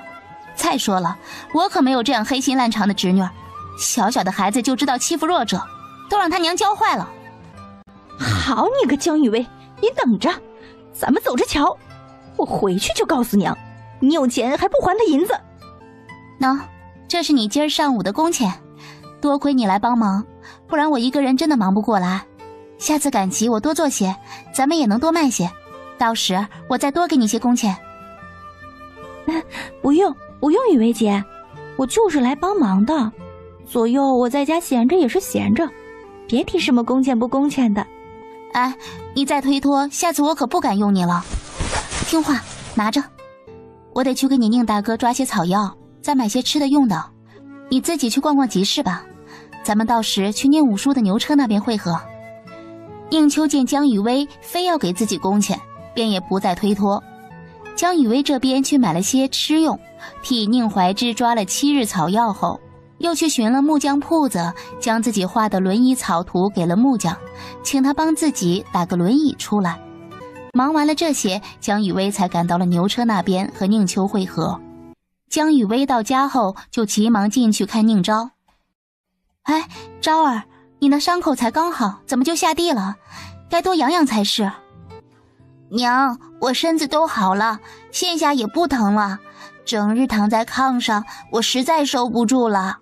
娘，你今日去赶集，东西都卖完了吗？今日准备的东西都不够卖呢，下次赶集要多准备些才行。雨薇，今日里你一个人去赶集，定是忙坏了吧？不是我一个人，今日李正家的宁秋帮我一起去卖货，我和他脾气处得来，下次赶集他还同我一起去。今日我给了他20个铜板工钱，下次多卖些也能多给他一些。有人帮你就好，我本还担心你自己一个人应付不过来呢。几人正说着话，突然听见屋外一阵巨响，不知是人还是猎物，我先出去看看。江雨薇挨个检查自己挖的陷阱，走到一处大坑的时候，看到掩盖坑洞的杂草和树枝都不见了，见那坑下正站着一头野猪，不停地挣扎着想要往坑上跑。江雨薇看着眼前的野猪，似乎是在看一堆银子，直接找了长竹竿，将叉子牢牢绑在竹竿上，用力地朝坑下的野猪头部扎去。江雨薇手法利落地将猪切割分成了几块，一次次放在篮子里，让宁昭往上拉。两人忙活了10几趟，才将这头大野猪分割完。他看着满院子的猪肉，自己吃是怎么也吃不完的。昭儿，你快些跑到村里喊，就说李正家门口卖野猪肉，10文1斤，数量不多，想买的快些来。江雨薇也不敢耽误，很快便来到了李正家。门口已经有不少人在等着买猪肉了。昭儿，你先去一边歇歇，看你累得满脸都是汗。这个小宁昭是个做生意的料啊，我就是听见他吆喝才来买的。是啊，老大媳妇儿，宁昭真是个好孩子，这么小就知道帮忙了。江雨薇冲他们笑了笑，手上的动作也不停，十分麻利地切猪肉收钱。一板车的猪肉很快就卖完了，只剩下一个猪后腿。江雨薇等了一会儿，见没人来买了，便想着带回家自己炖了吃。刚招呼着宁昭推起板车要走，便碰见从地里回来的陈桂香和宁老头。好你个黑心肝的玩意儿，你这分家出去几日就忘了家里还有我这个老娘了啊？有猪肉都不知道往家里送些。你也想吃猪肉？等一下，刚好剩下这一个猪后腿，再来晚点可就没了。我先帮你称称。不用称，那么麻烦干嘛？都给我吧。哼，称称而已，不麻烦的。哟，刚好是6斤5两，多的5两算我送你的，6斤一共是60文钱。你看是现在给钱，还是我们跟着你回宁家取？你个狼心狗肺的，我是你婆母，我要吃你点猪肉，你居然还要跟我张口要钱？你是我婆母不假，若是按照之前没分家的时候，别说这猪肉了，就连这卖猪肉的钱我都得一分不少的上交给你。可如今咱们已经分了家，你也知道我一个女人家的拉扯全家人不容易，你还故意分给我村东头那2亩荒了好几年的薄田，如今就连我赚点糊口钱你也看不下去，还要过来闹得我做不了生意。你可知道你儿子瘫在床上等着用钱买药，宁昭前些日子被你伤得刚能下地，宁婉也是个小的，等着我回去给他做饭。你说的没错，这些都是你们宁家的种，可你曾管过他们的死活吗？唉，陈老婆子，你给老大一家留一条活路吧。就是，看看人家都被你逼成啥样了。哼，分家的时候我可在场，好东西一点没给老大家，如今怎么有脸来要这猪肉的？陈婆子，你又不是吃不起猪肉，你若是真想吃，就花钱买了吧。陈桂香见众人没一个向着自己说话的，顿时气得上气不接下气，指着江雨薇刚要开骂，就被身后的宁老头一把拉住。你还嫌不够丢人呢？快跟我回家！啊，娘，你可真厉害，咱们回家吧。江雨薇无奈地笑了笑，便带着宁昭推着板车回家了。等众人都睡下后，他盘算着下次赶集若是要去卖卤味的话，只有宁秋帮忙是不够的，只能带着宁昭和宁婉去帮忙打包了。若是这一次卖得好，修房子的钱也就凑够了。又想到那轮椅该是做好了的，不如就带着宁怀之一起去赶集，刚好可以试试新轮椅，最好能去镇上找大夫瞧瞧他这腿还有没有救。江雨薇一边想着，慢慢地睡了过去。次日清晨，江雨薇被宁昭喊醒。娘，你快醒醒，我听到外边又有动静，莫不是又有猎物来了？听到猎物2字，江雨薇一个机灵就醒了过来，爬起身穿上外衣就跑了出去。只见陷阱里面正蹲着一窝野兔，江雨薇有些失望，和野猪比起来，野兔确实不算什么。这是小兔子，婉儿。小兔子，兔子可爱。既然婉儿喜欢，那咱们就先养着，日后也可以攒些兔毛，替你和哥哥织毛衣。宁昭和宁婉见自家养了一窝兔子，很是高兴，两人连饭都顾不上吃，背起小背篓就去山脚下给兔子割草了。自己则是进屋将泡柳叶的水换了几遍，觉得没有苦味了，才开始调馅包包子。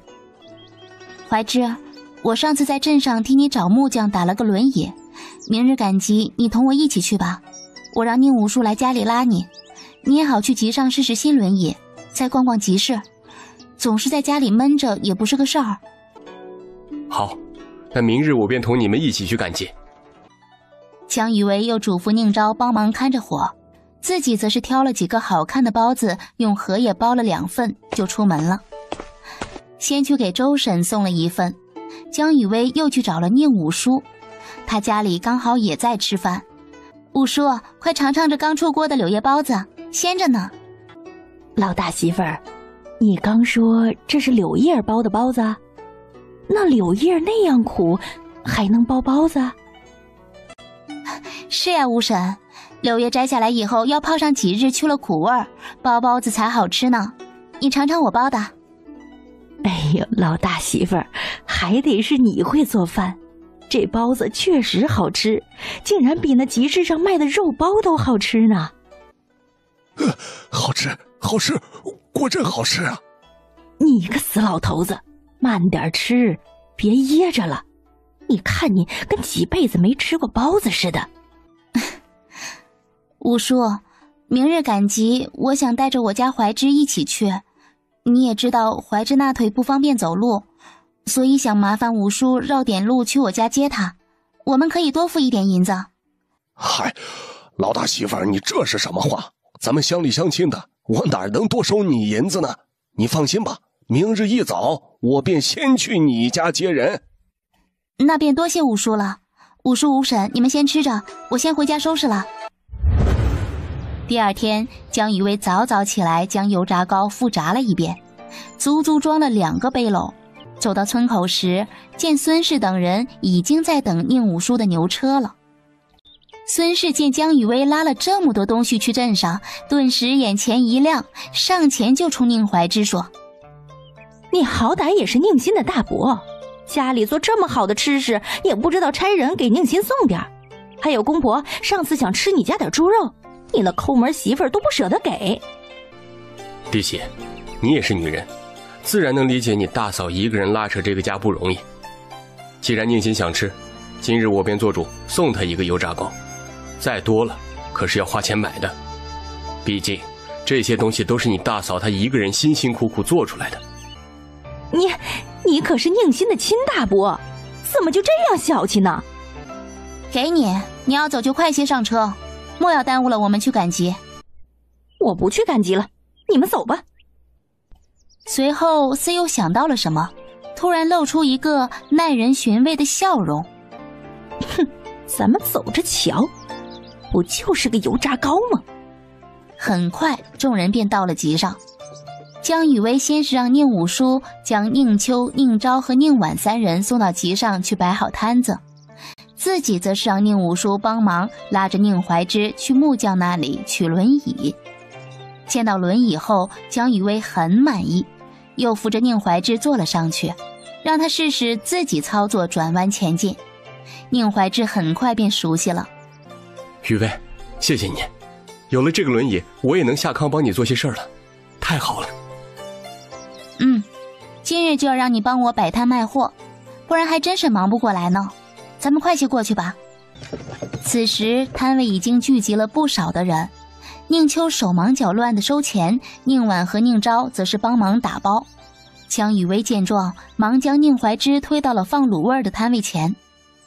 怀之，你负责卖卤味，就按15文一斤来卖，刚开始可以先给他们试吃一下。宁秋见江雨薇来了，忙将早上收的钱都递给江雨薇。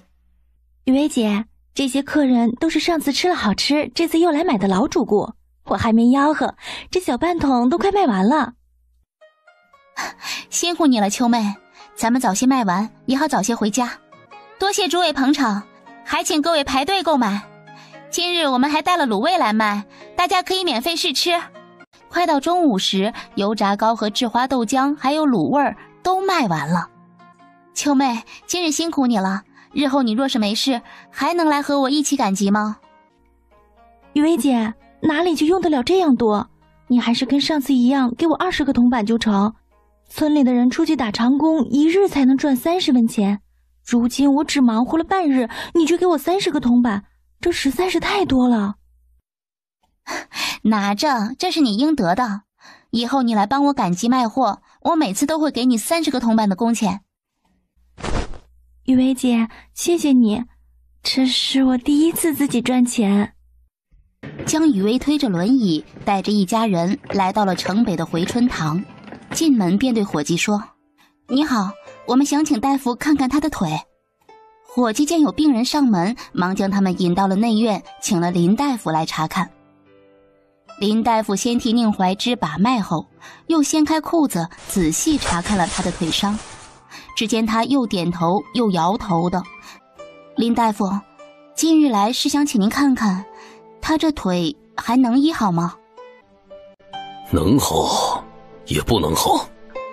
大夫，您这是什么意思啊？你这腿啊，受伤不轻，如今能养到现在这般模样已是不易，定是你家人细心呵护才养成这样。这本来这腿呢，不用指望还能站起来的，可如今却有一丝希望，只是……大夫，只是什么？您只管说，只要能医好他的腿，我们都会尽力去做。他这腿需要扎针，配合艾灸治疗。当然，这些只是辅助作用。他还需要每日泡药浴来养着腿伤。更重要的是呢，要喝我给他开的药方。这药方别的药材倒也常见，只是那药引须得用千年野山参才可发挥起作用。这千年野山参是极为珍贵的药材了，别说你们家能寻来，就连我这日日守着这药铺，与诸多达官贵人打过交道，都不曾见过这千年野山参呢。你们又如何能寻来呢？余威，你的心思我明白，只是我这腿是不中用了，咱们回吧。林大夫，若是我能寻来这千年的野山参，您就有把握医好他的腿吗？林大夫欲言又止，只是冲江雨薇点了点头。江雨薇得了肯定的答复，心中便有底了。不过是千年野山参，自己家里靠着山那么近，空闲的时候就可以去山上找。若是找不到千年的，找个100年的拿回来种在空间里，也很快便会养成千年人参。如此，宁怀之的腿就有救了。他如此想着，便带着宁怀之他们去买食材，又去买了一些葱姜蒜和辣椒的苗子。4人采买了一堆东西，这才赶到宁武叔的牛车那儿，坐着牛车回家了。刚进村口，便见周婶一脸急切地在村口等他们。雨薇呀，快些回家看看，你家着火了。等众人到之后，周婶家的宁有才正带着自己家大儿子宁铁柱和小儿子宁武拼命提水灭火。好在他家离池塘近些，众人合力很快便扑灭这场大火。再看此时的房子，已经烧得只剩下一个空壳子。宁昭和宁婉见自家房子没了，便直接坐在地上哭了起来。但是江雨薇作为家里的顶梁柱，肯定不能在这个时候倒下。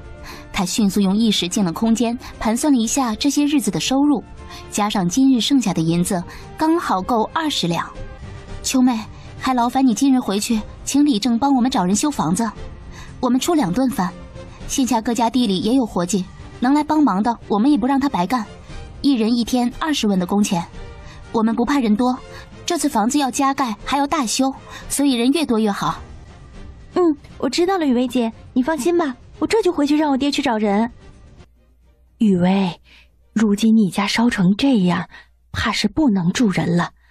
这几日你们就先将就着住在我家里吧，虽然挤些，但是好歹有个睡觉的地方。周婶，今日之事多亏了你发现的及时，如今再不能去你家麻烦你了。你家房子也不大，若是再住进去，我们一家4口更是不行的。好在如今天气热了，露天睡上1晚倒也无妨。今晚我先简单收拾一下，能睡就成。明日大伙来帮忙修了屋顶就好了。周婶见江雨薇这样说，便也不好再说什么，只是打发了自己家那几人回去做晚饭，自己则是留下来帮着江雨薇打扫。众人收拾好了之后，江雨薇又挨个检查了一下墙体，确定没有裂痕，才放下心来。雨薇，你们这也没办法做饭，不如今晚就去我那里吃饭吧。江雨薇忙摆手，已经够麻烦你了，周婶。我们今日去赶集，还买了些吃食，晚上够吃的了。你快些回去休息一下吧，这都帮我们家忙活了1整日了。雨薇呀，这话我本不该说，只是我憋在心里实在难受。今日你们去了集上后，陈桂香便带着孙氏来过你家，还翻了院墙，进屋不知在翻找什么。我本想出来拦着，可是你有才叔非不让我来掺和你家的事儿，毕竟那是你婆母和弟媳，于是我便回了屋。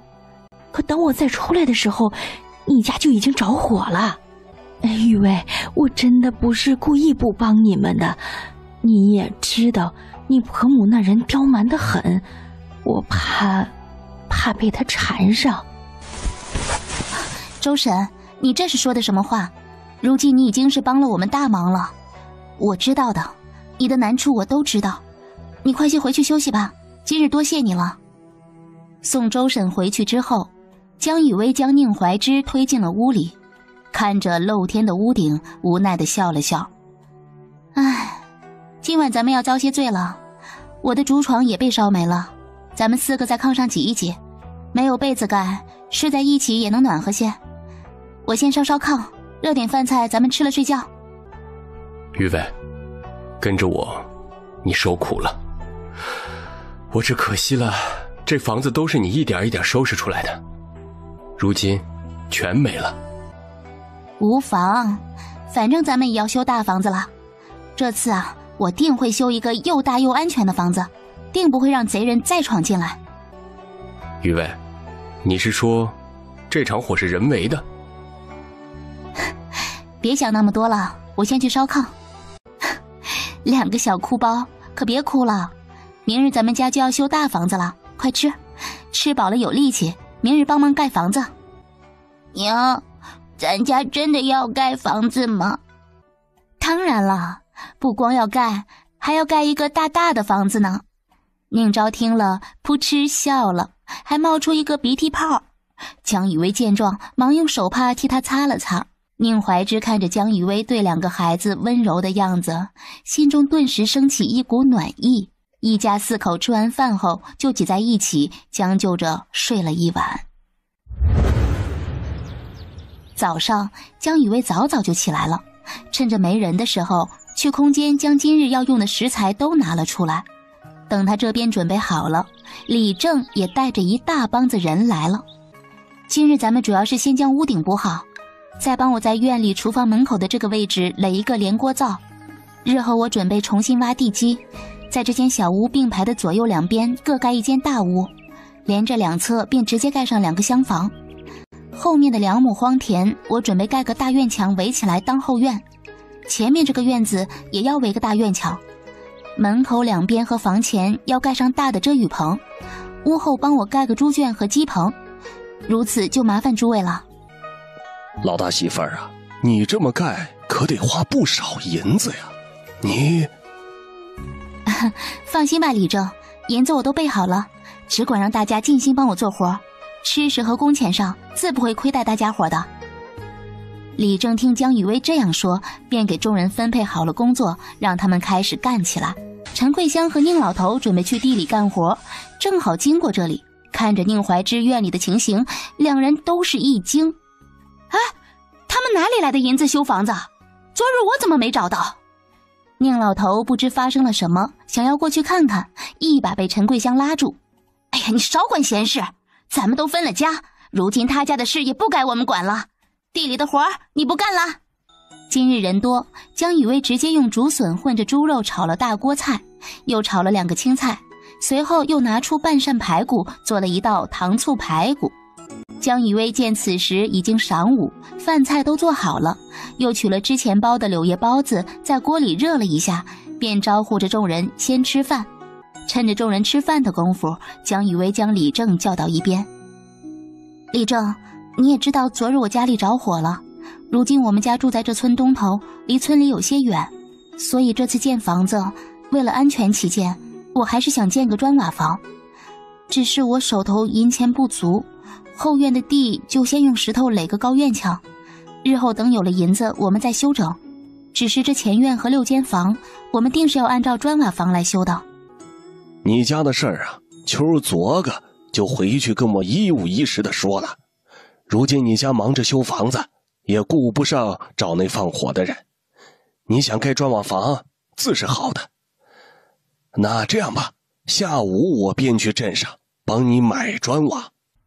那就多谢李正了。如今我们家盖房子，许多事我顾不周全，还望李正多帮着提点些。如今这房子盖好了，我们也不准备搬去别处。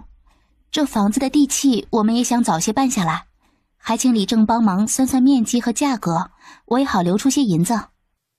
这都不碍事儿，我一会儿便回去拟了地契，下午去镇上正好一同办了。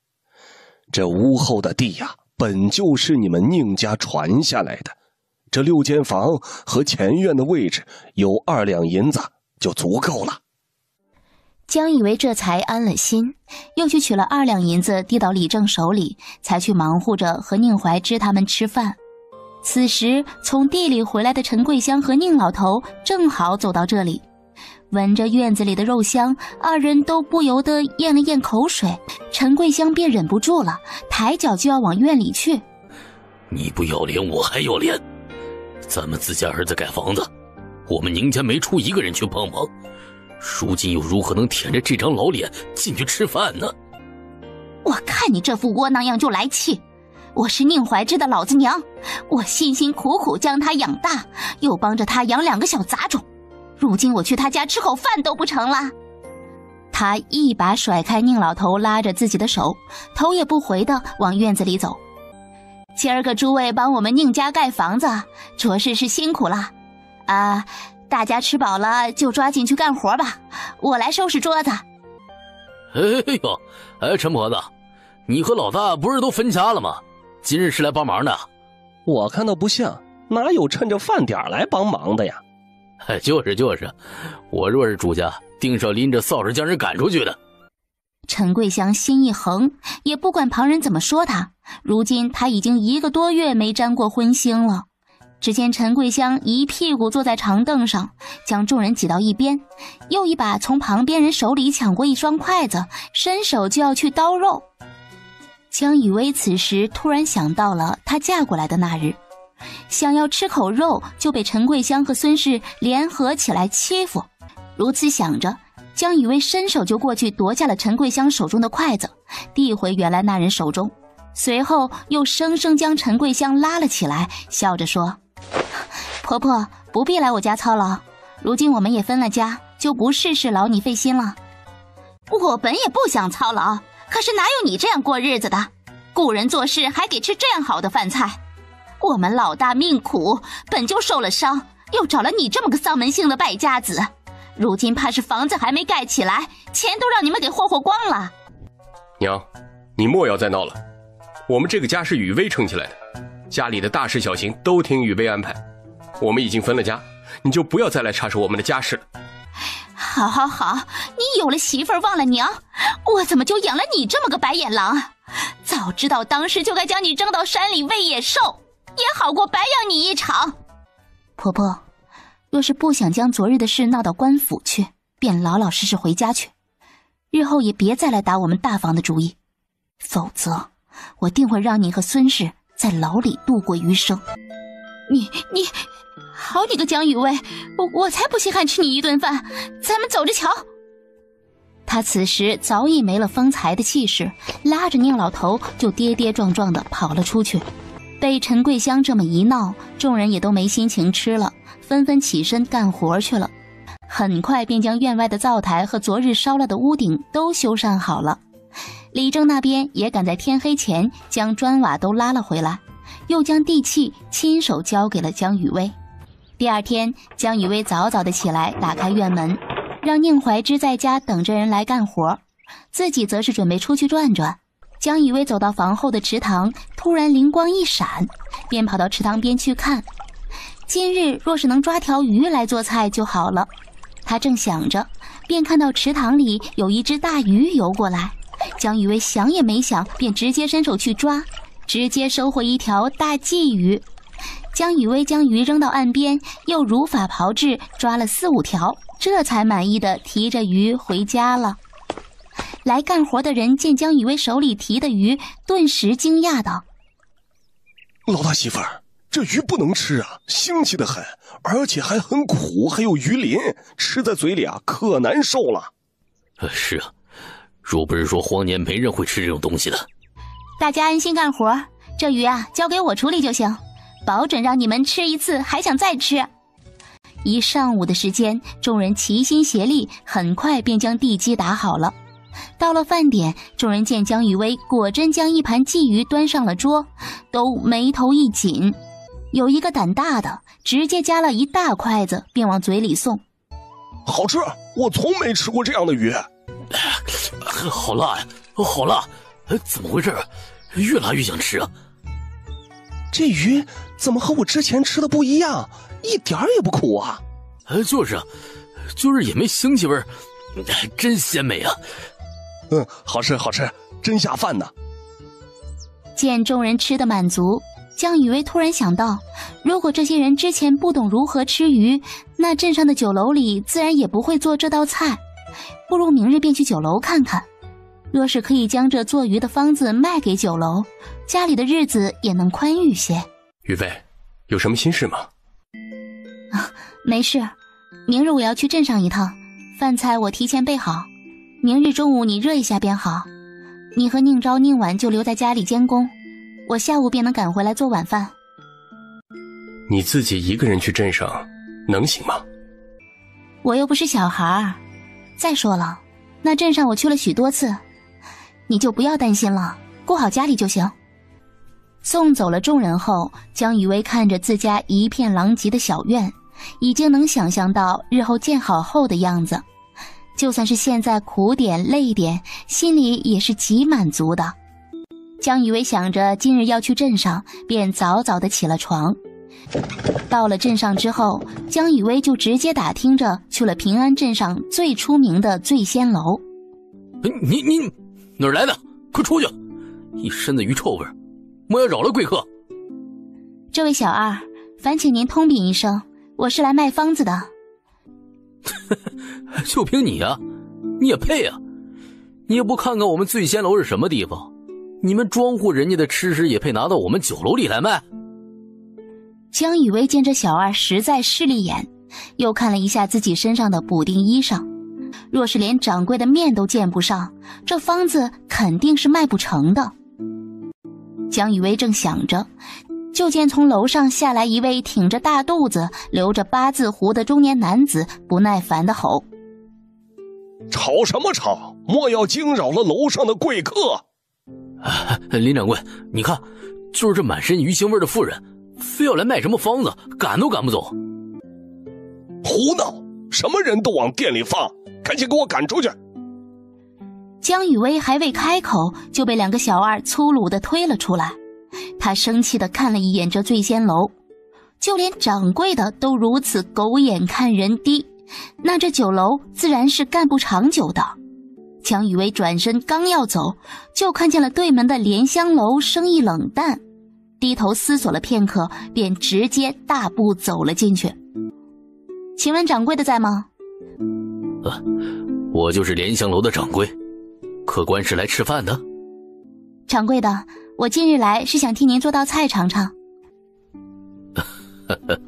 夫人，这是说笑了，我们这里就是酒楼，本就是招待客人的地方，又如何要劳烦夫人做菜给我吃啊？也许这道菜会改变莲香楼的命运呢。左右今日也是无事，既然夫人如此说，那便请夫人跟在下一步后厨。江雨薇见终于说动了这掌柜，便直接拎起竹筒，跟着他去了后院的厨房。过了1刻钟的时间，鱼就蒸好了。江雨薇一掀锅盖，这鱼的香气就飘到了院里。江雨薇把鱼端出来的时候，徐掌柜也早就按捺不住了，也不客气，接过筷子就夹了一口鱼塞到嘴里。鱼肉一入口，他便惊艳了。众人你一口我一口，不一会儿便将一盘鱼吃了个精光。徐掌柜这才想起还站在一旁的江雨薇，忙请了他去楼上雅间相谈。您可真是我们莲香楼的贵人，若是我们莲香楼能做出这道菜，那便不愁生意了。徐掌柜言重了，贵人谈不上，我只是来同莲香楼做生意的。徐掌柜可想要这做鱼的方子？这方子我确实想要，只是不知您开价多少。这做鱼的方子10两银子可以买断，只是想要这鱼味道好，还需要我这辣椒酱。这腌辣椒酱是祖上传下来的方子，别人也做不出这个味道。徐掌柜日后想要做这鱼，还是直接从我这里买辣椒酱好些。这方子我买了，只是这辣椒酱我不敢买太多，线下我还需要试买一下看看，若是这方子当真能盘活我们酒楼，那这辣椒酱日后也只从你这里买。既然这样，那咱们便签个文书，对你我都好。徐掌柜惊讶这妇人竟然想得如此周到，便忙拿来纸笔拟好了文书，递到江雨薇眼前。江雨薇细细看完，便签了字，按了手印。江雨薇签订好契约，又将做鱼的方字写了下来，随后又去厨房带着厨师亲手做了一遍。徐掌柜见状，赶忙将江雨薇背篓里带的辣椒酱按照50文一罐通通买了下来，就连他竹筒里的鱼也都花20文一斤买了下来。忙完这些，时候已经不早了。要走之前，江雨薇又对徐掌柜说：“这鱼想必镇上的人家是极少吃的，所以头3日，咱们可以每日做一份鱼来摆在门口免费试吃。只要让客人们尝了这鱼，就定然是不愁卖的。”徐掌柜觉得江雨薇这个法子极好，连连道谢后，亲自送他出了门。对面醉仙楼的林掌柜见徐掌柜这样恭敬地对待一个村妇，不由得嗤笑一声：“哼，这姓徐的怕是病急乱投医了，一个村妇也值得他那样对待，还真是上不了台面的。”想着这些日子家里要伺候干活的人，肉食都吃没了，便又转身去了街角的肉铺，置办了好一堆东西，他这才去寻了宁武叔的牛车，跟着回了村。回到家里时，众人都还忙着盖房子，江雨薇忙将东西放下，就开始准备晚饭。大家依旧是对江雨薇的手艺赞不绝口，吃完饭后都趁着月色回家了。第二天一早，江雨薇匆匆吃过早饭，便想着去村口赶牛车。刚到村口，便瞧见了孙氏拉着陈桂香2人背着背篓鬼鬼祟祟的样子。哟，陈婆子，你这是要买多少东西呀？还带着2个背篓？就是，莫不是你宁家老二赌钱发财了？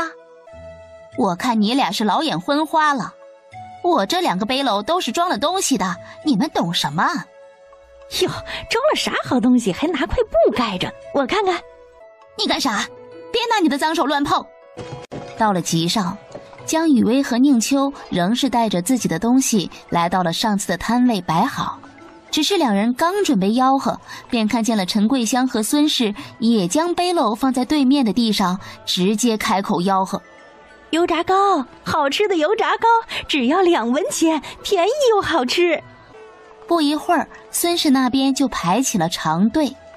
孙氏一边忙活着给客人打包，一边冲江雨薇这边呸了一口：“呸，不就是个油炸糕吗？还卖3文钱，可真是赚黑心钱呀！大家都来买我这2文钱一个的，可别平白无故的给人家送钱去。雨薇姐，怎么办？他们真不要脸，竟然也来集上卖油炸糕了，还卖2文钱一个。”宁秋见江雨薇只是沉着脸不说话，急道：“哎呀，怎么都去他那里排队了？雨薇姐，要不咱们也降价1文，不然这些油炸糕就全都浪费了，岂不可惜？”“不降价，你去多切几个油炸糕，让客人们免费品尝。”宁秋听了江雨薇的话，忙取出盘子切了几块。这宁秋也是个有脾气的，切好油炸糕后，直接就去了孙氏和陈桂香的队伍旁吆喝：“油炸糕3文一个，免费试吃，尝着吗？客人，试吃不要钱。”这油炸糕确实好吃，只是卖得太贵了。就是，人家才卖2文钱一个呢。是啊，太贵了，这好吃也不买你家的。我还是排队买这家的吧，这家可是便宜1文钱哦。宁秋听众人这样说，便又灰头土脸的回来了。好了，秋妹，过来帮我打包。宁秋放下手中的盘子，就垂头丧气地帮着江雨薇打包。其实来他们摊位前买东西的不过是之前零零散散的几个老主顾。宁秋看着江雨薇准备的这些吃食，不由得叹了一口气。今日这些油炸糕和豆浆怕是卖不出去了，自己断不能再要雨薇姐的工钱了。宁秋正胡思乱想着，便听到有人喊：“哈呸！你这是哪门子的油炸糕，都糊了！”“呸，太难吃了，这根本不值2文钱呢！”“做这种东西也敢拿出来卖？”“退钱！”“就是退钱，你家的油炸糕一点也不好吃，连馅儿都没有，跟对面的那家根本没法比呀。只见众人又纷纷跑到江雨薇这里来排队买油炸糕和豆浆。孙氏见自己的客人被江雨薇拉走了，哪里肯算，直接上前叉腰就骂：嘿，好你个贱种，敢抢老娘的客人！是你的客人，我如何抢得来？每个人的口味不同，大家喜欢吃我家的油炸糕，你便是模仿也模仿不来的。所以是我的客人，你也抢不走。说罢也不再理他，专心忙活自己的生意了。孙氏这边刚要说些什么，便被方才在他那里买了10个油炸糕的妇人拽着头发拉走了，非要让孙氏和陈桂香退钱。婆媳2人被众人缠着退了钱，陈桂香生气呀，她看着自己眼前这个不争气的儿媳，收拾收拾，背着走回去，赔了这么多钱，牛车你是别想坐了，你个丧门星，看我回去怎么收拾你。宁秋本以为今日这些吃食要浪费了，没想到被陈桂香和孙氏这样一闹，这油炸糕反而卖得更快了。还未到中午，2人就卖光了所有的吃食。江雨薇照例给了宁秋30个铜板，自己则是想着去看看莲香楼的生意如何。江雨薇没想到自己刚到了东街的酒楼，就看到了长长的队伍。此时徐掌柜正在大堂里安抚客人的情绪，看样子是急得焦头烂额，还冲身后的小厮喊：哼，快去将那日卖方子的夫人给我找来。掌柜的，人找到了，哦不对，人来了。哎，快，你今日带了辣椒酱没？后厨的辣椒酱用光了，前头还有这么多人等着，可真是愁死我了。你数一数，一共100罐，我今日就是专程来给你送辣椒酱的。徐掌柜忙吩咐小厮将辣椒酱带到了后厨，又请了江雨薇进了2楼雅间。敢问夫人尊姓大名？我叫江雨薇，我瞅着今日客人不少，徐掌柜这铺子怕是越做越红火了呢。这还不是托了你的福，送来了那张救命的方子，还教我如何吸引客人。今日又及时送来辣椒酱，日后这辣椒酱你只管多做些，我这店里用的多，你每7日来送100罐辣椒酱，日后再有了新的方子也只管送来，我都要。那日后便要多靠徐掌柜照拂了。此时楼下的客人等得急，徐掌柜也无心同江雨薇寒暄，忙给他结清了银子，便送他下了楼。刚从莲香楼出来，便被一个人拉住了胳膊。林掌柜，这是何意？男女授受不亲，你这是要当街污我的名声不成？哎，不，您误会了，我只是方才有些急了，便拉了您一把。您小点声，咱们去店里说啊。就在这里说，我还忙着呢。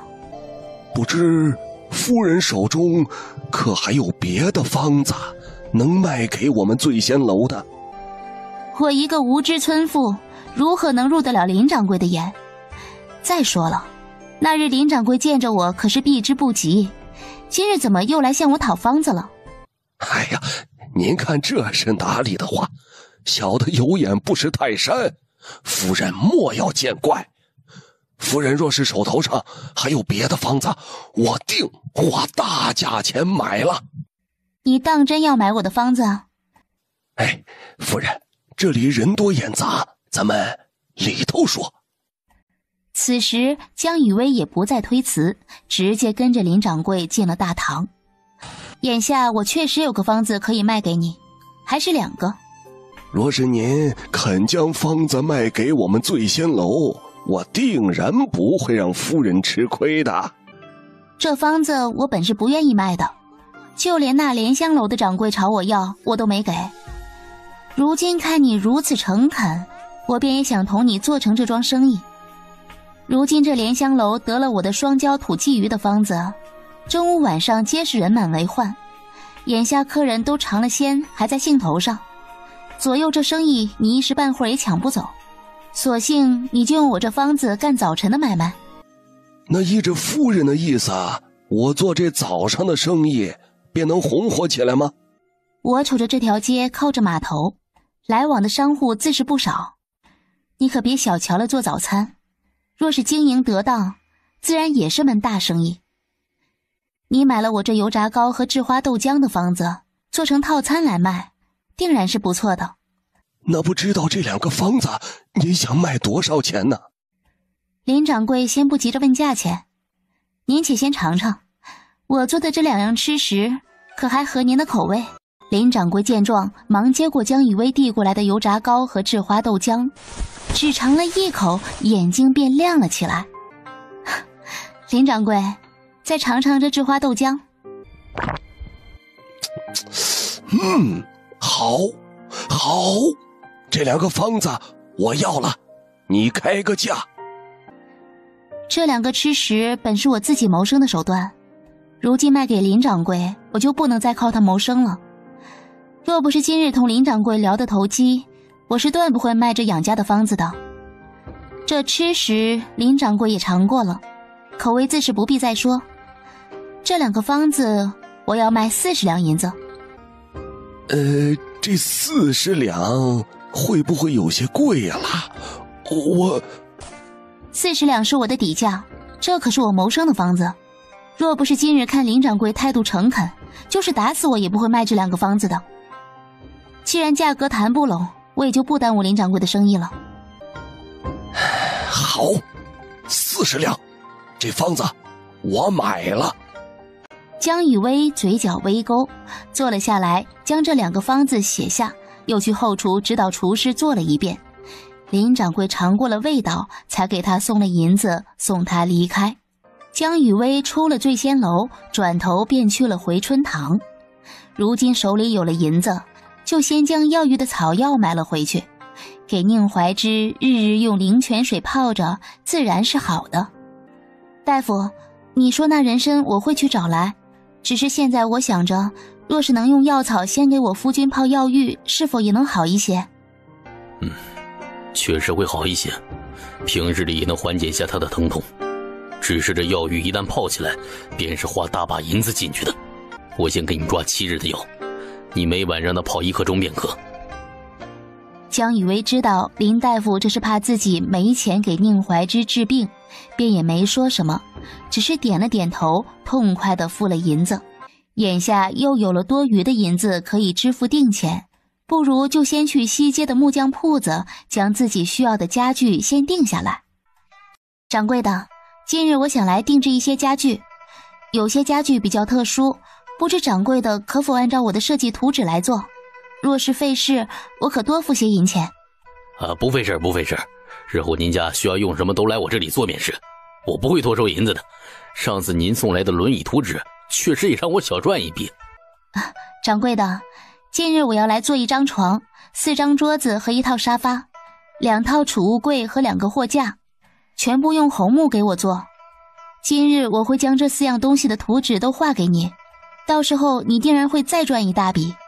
但是这些图纸出自我手，你怎么也得给我些辛苦费啊。前些日子那轮椅我便不同你算了。既然这样，我便不收你银子了。你要的这些我全部帮你做好，外再送你4张凳子，你看如何？那你再帮我做个梳妆台，这图纸我也送你。江雨薇画好了图纸给了掌柜，又让他写了份订单条给自己。15日后，自己要拿着这条子来搬货。回到家时，他见宁怀之正坐着轮椅在院门口等着自己，心头一暖。今日我去集上又买了许多吃食，还定做了家具，15日后便可去取。如今我瞧着咱们的大房子修得很快，再有10几日也差不多修好了。等房子修好了，我就去林子里给你找野山参。媳妇儿，咱们回屋吧。江雨薇听着方才宁怀之叫自己媳妇儿，顿时不知说什么好。难不成自己也要喊他夫君吗？只是如此想着，他的脸便红得似滴血一般。娘，快些回屋，天要下雨了。哎，这晴空万里的，也不像要下雨的样子呀。不过这云倒是十分有特点，像鱼鳞一样排列整齐，十分好看呢。宁昭见二人还没反应，就拉了拉江雨薇的手。江雨薇笑着将背篓塞给宁昭，又推着宁怀之的轮椅往屋里走。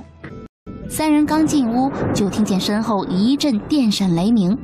江雨薇回头望去时，只见瓢泼大雨倾盆而下，心中顿时大喜。难不成宁昭对天文地理这方面颇有些天赋？我前些日去镇上买了本启蒙书回来看，不知你可识字？宁怀之在村里时，陈桂香只顾着让他去干活种地，哪儿舍得让他读书认字啊？好在自己在军中时救了一个人，认了师傅，那人教会自己读书识字，还教了自己兵法，所以才一路升到了将军之位。会一些。那不如你就先教2个孩子识字启蒙，日后咱们手头有了余钱，再将孩子送去私塾念书也是不错的。好，我就如你所言，我会教孩子们认字的。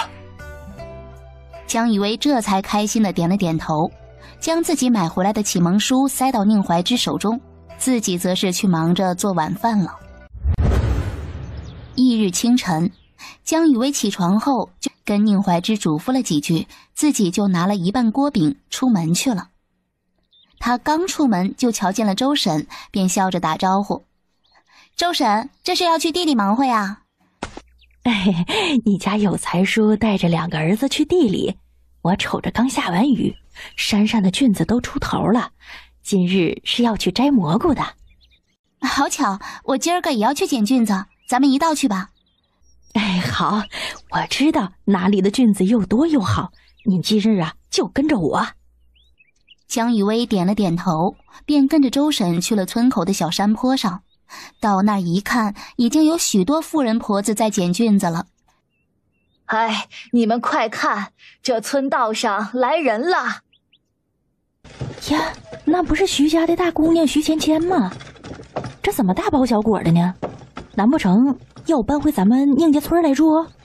我听说呀，她婆家人上山干活都死在山里了，就剩下她一个寡妇，估计是在婆家村里过不下去了，来投奔娘家人的。也是苦命的呀。众人七嘴八舌地议论着。江雨薇对这人也不感兴趣，只是低头捡菌子。等他回到小院的时候，众人都已经吃完了午饭，继续做工了。他将今日采的蘑菇拿了出来，找了片空地晾了起来。有新鲜的蘑菇，今晚江雨薇就准备将之前养的那只野鸡杀了，做个小鸡炖蘑菇。他正烧好了一锅的热水，准备褪鸡毛，便看见远远地走来一个女子，好像在哪里见过。见她一扭一扭的，径直朝宁怀之走去。“芊芊，你今日怎么来了？”“怀之哥，你这腿还能好起来吗？”“我这腿怕是……”“怀之哥，眼下我婆家的人都没了，我也成了个寡妇，今日回村便是回来投奔娘家的。我听我娘说了你的事，我只觉得心疼得紧，便跑着来见你。如今见你这副样子，我实在是不忍心。日后我无事便常来这院里照顾你。”“不劳芊芊费心，我这腿也就这样了。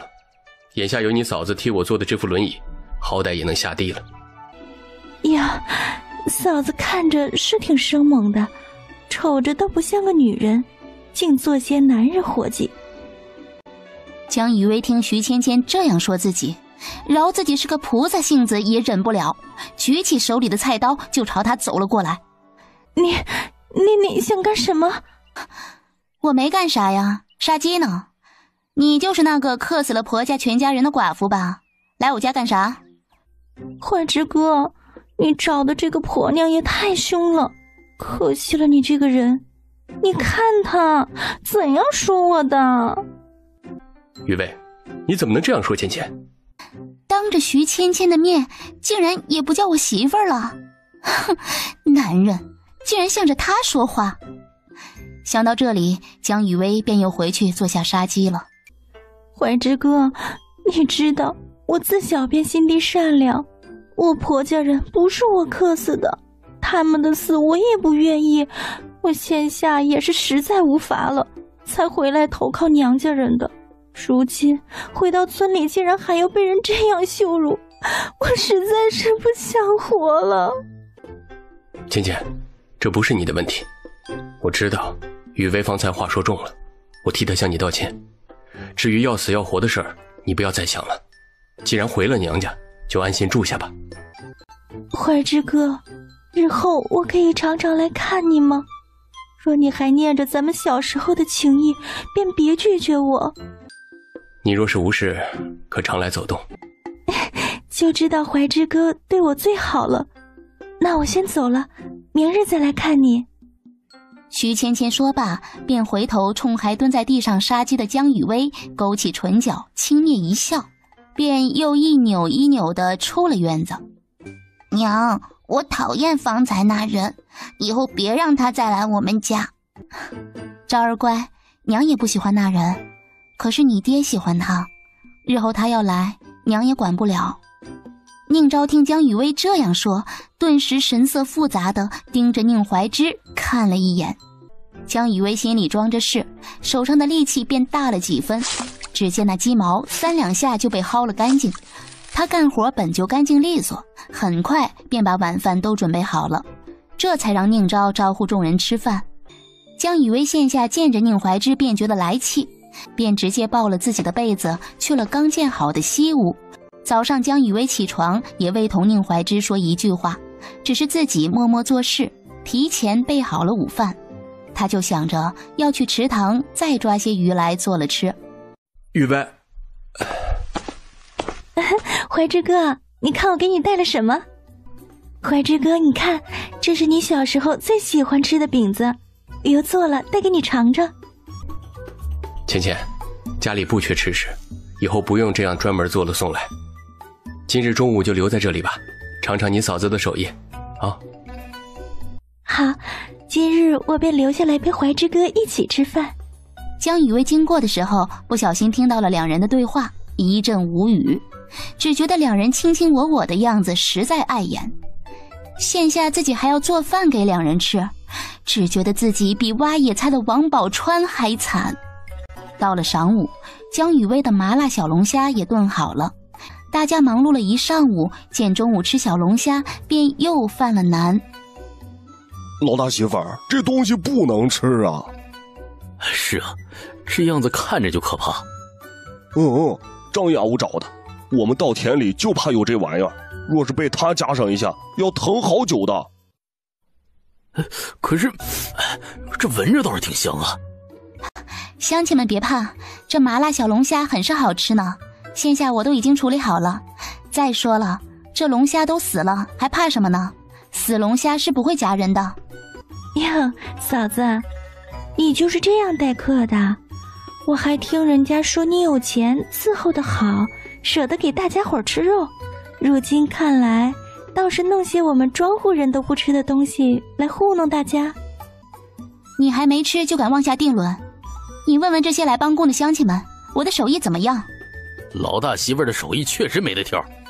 是啊，我来帮工这些日子都吃胖了不少呢。就是啊，我相信老大媳妇儿的手艺，来，我先尝尝。大哥，你可小心着点儿，别回头乱吃东西，吃坏了肚子，做不了活，今日的工钱也没了。大家只管吃，若是当真吃坏了肚子，今日下午做不成活，今日的工钱我照付。大家都忙了一上午了，快些尝尝吧。说着，江雨薇便直接从桌上拿起一只小龙虾，给众人演示如何剥皮吃肉。啊，太爽了！我还从没吃过这么好吃的吃食。还有这个甜丝丝又冰凉凉的东西叫什么呀？这是凉茶，配着麻辣小龙虾来吃，最是好吃。哼，我还当什么好玩意儿呢？这绿油油的东西当真能喝？你可别把这群乡亲都当傻子，看着都反胃的东西怎么会好喝？怀之哥，我真不知道你过的是这样的苦日子，陈大娘也是糊涂，怎么就替你娶了个这样不着调的媳妇儿进门？真是白花了彩礼钱，这样的女人到我们婆家村上，便是白给也没有人要的。芊芊，不要这样说你嫂子，她做得很好。好事，这太好事了！老大媳妇儿，我能给我婆娘带点回去吗？她可做不出这么好吃的饭食。这辣的嘴都麻了，但是越吃越想吃，这是怎么回事啊？我真没想到这东西做出来竟然这样美味啊！江雨薇见众人吃得不错，便对赶集去卖麻辣小龙虾这件事更是信心满满。宁怀之见众人吃得如此香，现下他也迫不及待地拿起一个龙虾想要尝尝，哪知刚剥完皮就被徐芊芊一巴掌拍掉了。哎，怀之哥，你可别吃，如今你还伤着，万一再吃坏了肚子，岂不是雪上加霜？芊芊，你若是不想吃你嫂子做的饭，你就先回去吧。宁怀之冷声说罢，便直接自己推着轮椅去了桌边，同乡亲们吃了起来。徐芊芊见自己方才的举动似乎是惹怒了宁怀之，便也收敛了些，直接走到了宁怀之身边坐下，笑着说：怀之哥，方才是我着急了，我帮你剥虾吧。不必，我只是腿残了，手还是好的。徐芊芊听他这么说，不由尴尬一笑，又见众人确实吃得一脸陶醉，便也忍不住拿起一个剥皮塞到了嘴里，没想到还真好吃，怪不得自家娘说他会赚钱，带着宁秋去集上卖吃食，还给宁秋付工钱。若是他能带着自己去集上卖货，每日给自己开些工钱，那自己在娘家的日子定然也能好过些。如此想着，徐芊芊就忙起身帮着江雨薇收拾碗筷，然后又抢着帮江雨薇刷碗。江雨薇见他这样殷勤地帮着自己做活，直接将碗筷全部都扔给他去洗。芊芊，多谢你来帮忙，刷累了就歇一会儿吧啊。怀之哥，我不累，我多干些也能让嫂子多歇一会儿。芊芊，我知道你自小便是个心善的，今日多谢你了。怀之哥，这点小活不算什么，我如今投奔了娘家，家里的哥嫂都不待见我，我只能不停地干活，向他们证明我不是白吃饭的。可是我一个弱女子，终究是不如男人干得多。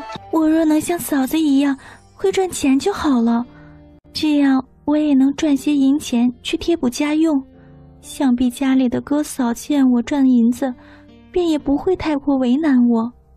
如今谁不知道我是个寡妇，本来名声就不好，又被家里人嫌弃。徐芊芊说着就开始用袖子抹眼泪儿。宁怀之见状，忙将自己的帕子递了上去，本想着替他擦擦泪痕，却又想到男女有别，便直接将帕子塞到了徐芊芊的手中。怀之哥，你看我还是跟小时候一样，总是爱哭，又弄脏了你的帕子，等我洗干净了再还你。说着便直接将帕子收到了怀中。宁怀之本想拒绝，可看着徐芊芊红肿的眼睛，也不敢再说别的什么，怕刺激的他再哭起来。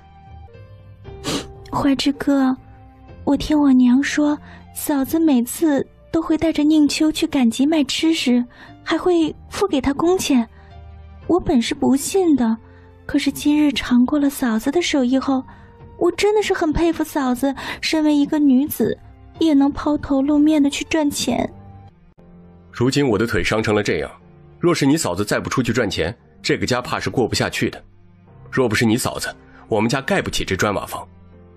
是我没本事，让你嫂子跟着我受苦了。若是可以，哪个女子又不想在家里相夫教子呢？这一点你也应该有所体会。你嫂子做了许多女子做不到的事情，你佩服她也是应该的。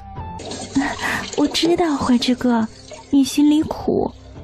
我是想着嫂子能抛头露面的去赚钱，我自然也能。我本想自己同嫂子说这件事的，但是我看嫂子他不太喜欢我，便想着让你帮我在嫂子面前说说，也带我去集上卖货，我能干活的，不像宁秋是个未出阁的姑娘，在家里也不曾做过什么活计，出去卖货自然是抹不开脸面的。我就不同了，我是个寡妇，也不在乎什么脸面不脸面的，我自小便勤快。怀之哥你是知道的，你就帮我同嫂子说说，我是想着若是你开口了，嫂子一定会同意的。好，这事儿我便同你嫂子说说，若是可以，下次你就跟着她一起去赶集吧。见徐芊芊走了，宁怀之进了屋，看江雨薇对自己还是那副爱答不理的样子，便忍不住开口：雨薇，这几日你怎么了？可是我做错了什么？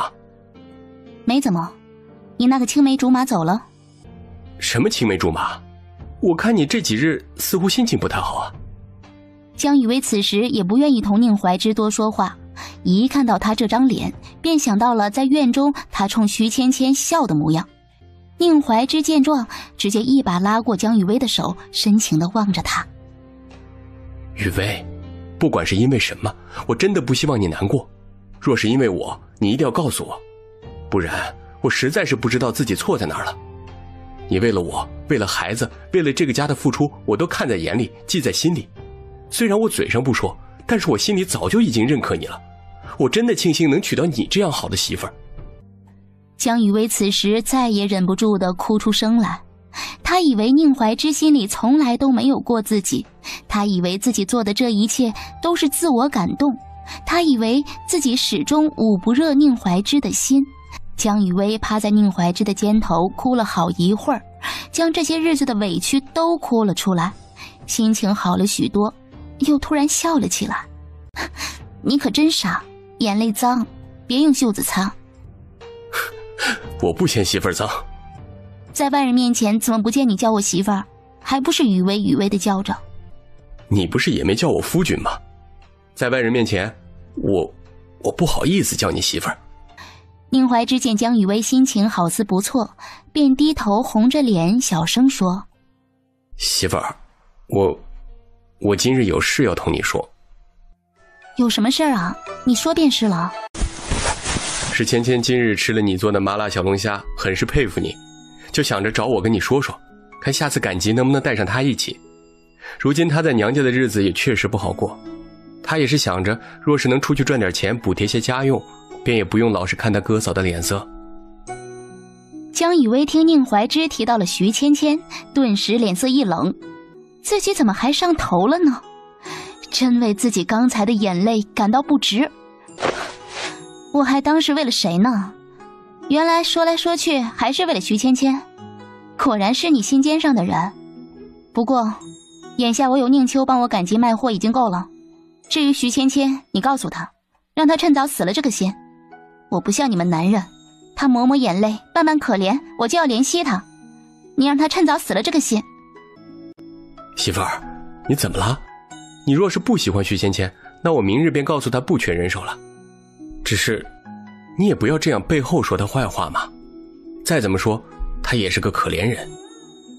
好好好，她可怜，她最可怜了，她是你最怜惜的妹妹。以后你俩那些龌龊事儿少在我面前说，你也不必在我面前假惺惺的装好人。待乡亲们吃过了晚饭，送走了众人，江雨薇就开始收拾院子。看着已经盖好的几间房子，心中十分难受。原来光是有钱也不是那么开心。宁怀之看着院里一脸愁容的江雨薇，实在不知自己又做错了什么事儿。对于男女感情之事，宁怀之可以说是一窍不通。第二天一早起来，江雨薇收拾了一番，交代了宁昭和宁婉，让他俩准备午饭。昭儿，我今日要去山上捡柴火，你和婉儿好好在家招待乡亲们。娘，家里有爹和婉儿就行，我同你一起去捡柴火，你一个人上山我不放心。你还跟个小大人似的。娘啊，不用你保护，娘自己就能保护好自己。乖，你就留在家里等娘回来啊。这边江雨薇刚走，江家3口人便找上门来。原来是江老头又赌输了银子。此时站在一旁的江瑶瑶也看到了坐在院门口的宁怀之，只是一眼他便看呆了。你就是我大姑爷吧？我闺女呢？怎么不出来接接我和他娘？您就是岳父吧？雨薇她今日一早便上山捡柴火了，现下还没回来，咱们先进屋吧。江瑶瑶拉着李翠花跟在后头，眼睛还时不时的偷偷瞟几眼宁怀之。昭儿，去将你娘做的凉茶拿出来。宁昭一脸不情愿地进了厨房去端凉茶，江老头则是一进院就径直往屋里走。进了厨房就瞧见了房梁上挂的肉，眼睛都亮了。这死闺女，还真当是嫁出去的闺女泼出去的水，家里有肉吃也不知道惦记着点我。说着便直接找了个凳子，踩着将房梁上晾晒的肉取了下来。宁昭见状忙喊道：你这是做什么？这是我娘晒的肉，你别动。你娘是我闺女，她孝敬我是应该的，别说我吃她2块肉了，她就是将我接到这院里来住，那也是理所应当的。昭儿，自己起来进里屋去，大人的事情你别管。还是我姑爷懂礼数。哎，老婆子，既然大闺女没在家，那咱们就在家等着她回来。今儿个早上忙着过来看她，连饭都没顾上吃。现下也确实有些饿了，你先将这肉做了去啊。李翠花见江老头手上拿着的肉，也早就馋得流口水了。听着这话，忙将肉接过来。江瑶瑶看自己爹娘这副没见过世面的样子，着实有些脸红。又看看宁怀之沉着脸也不说什么，心中又开始不平衡了。若是早知道江雨薇嫁过来后是过这样好的日子，那当日还不如直接摔死江雨薇，自己替嫁过来，如今也能同这样好看的姐夫成为夫妻了。江瑶瑶正胡思乱想着，徐芊芊穿着一身粉袄，扭动着腰肢就进了院。怀之哥，昨日我求你那事儿可说成了？芊芊，我昨日便同你嫂子说了这事儿，你嫂子说线下也不缺人手，不能带你去赶集了。不缺人手就别带宁秋了呗，再怎么说她也是李正家的闺女，这工钱拿不拿都一样的。可是我不一样啊，我确实需要这笔钱啊。芊芊，话不能这样说，你嫂子刚去摆摊的时候多亏了人家宁秋帮忙，如今怎么能说不用就不用了呢？做人是要讲良心的。就是，还是姐夫明事理，我姐姐怎么可能为了你这种妇人做那样下三滥的事儿？你是嫂子的妹妹？自然，我姐去赶集都不带着我这个亲妹妹赚工钱，又怎么会带着你这样一个不守妇道的妇人？这岂不是引狼入室了吗？芊芊，今日你嫂子的娘家人来了，家里忙不开，你就先回去吧。怀之哥，我又不是外人，嫂子娘家来人了，我自然是要留下来帮忙的，哪有这就走的道理？哟，也不知道你是想留下来帮忙，还是想留下来勾引人的。徐芊芊见着江瑶瑶在宁怀之面前丝毫不掩饰对自己的厌恶，眼神一转便又蹲下，直接趴在宁怀之的膝头低低抽泣起来。芊芊，你这是做甚？快些起来，莫要再哭了。姐夫，我姐不在家，你就是如此同这妇人做出这般不堪入目的事情。若是今日我们没在，真的不敢想你们会……江雨薇刚进门便瞧见了眼前这一幕，不由得苦笑一声。这倒也没什么，毕竟在我面前他们俩也是这卿卿我我的，你们在不在都没什么区别。宁怀之听了江雨薇这话，脸色顿时一沉。江雨薇说的这样明白，饶是他再怎么对感情的事儿一窍不通，此时也知道了个中缘由。再看眼前还趴在自己膝头哭泣的徐芊芊，顿时明白了这几日江雨薇的情绪为何如此反复无常。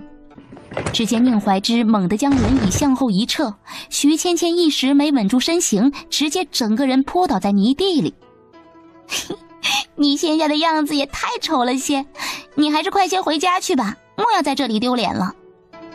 芊芊，你回去吧，如今我已经成了亲，你我也都不是小时候了，你该知道男女有别，日后你也不要再来我家院里了，传出去对你我名声都不好。他此时心里恨透了江雨薇，若是没有江雨薇，那自己回村便能同宁怀之成亲，若是江雨薇死了，或者江雨薇被……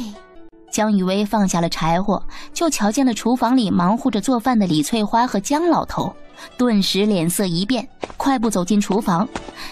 你们来我家干嘛？眼下不需要多余的帮工了，你们回吧。哟，这嫁出去的姑娘就不认娘家人了？如今你爹娘和妹妹来看你，你就是这么对我们的？就是啊，你可不能不孝顺我和你娘啊！我们江家可不养白眼狼。你们江家养过我几日？小时候我娘活着的时候，便是由她负责养家。娘死了以后，我在江家就没有吃过一顿饱饭，还要日日下地干活。我从小到大干的活计比你这个当爹的干的都多。你说你养我，简直可笑。我大了以后，你们可曾给过我1分钱？还不是我整日做活贴补家里，直到我出嫁，不是被卖给宁家，你们可曾给我出过1文钱的嫁妆？姐，不管怎样，你如今嫁得不错，你该感谢爹爹那日输了银钱，不然也轮不到你嫁给姐夫。你也不能只顾着自己过好日子，忘了娘家人不是？感谢？那我便祝你日后被你爹赌钱输了卖到青楼时，也能时刻感谢你爹爹那日输了银子，将你送进青楼。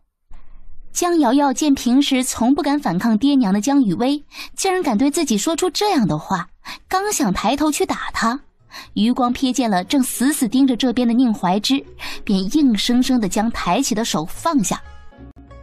娘，我们好心来看姐姐，却要遭受姐姐这样的对待，你看看她对我说的那些恶毒话，娘，您可得为我做主啊！哼，你亲娘就是个浪荡的，才生出你这么个满嘴胡言乱语的女儿，你怎么能对你妹妹这样说话呢？你们也不用舔着脸到我这里来找不自在，我不管你们今日来我家有何目的，马上滚出我的院子。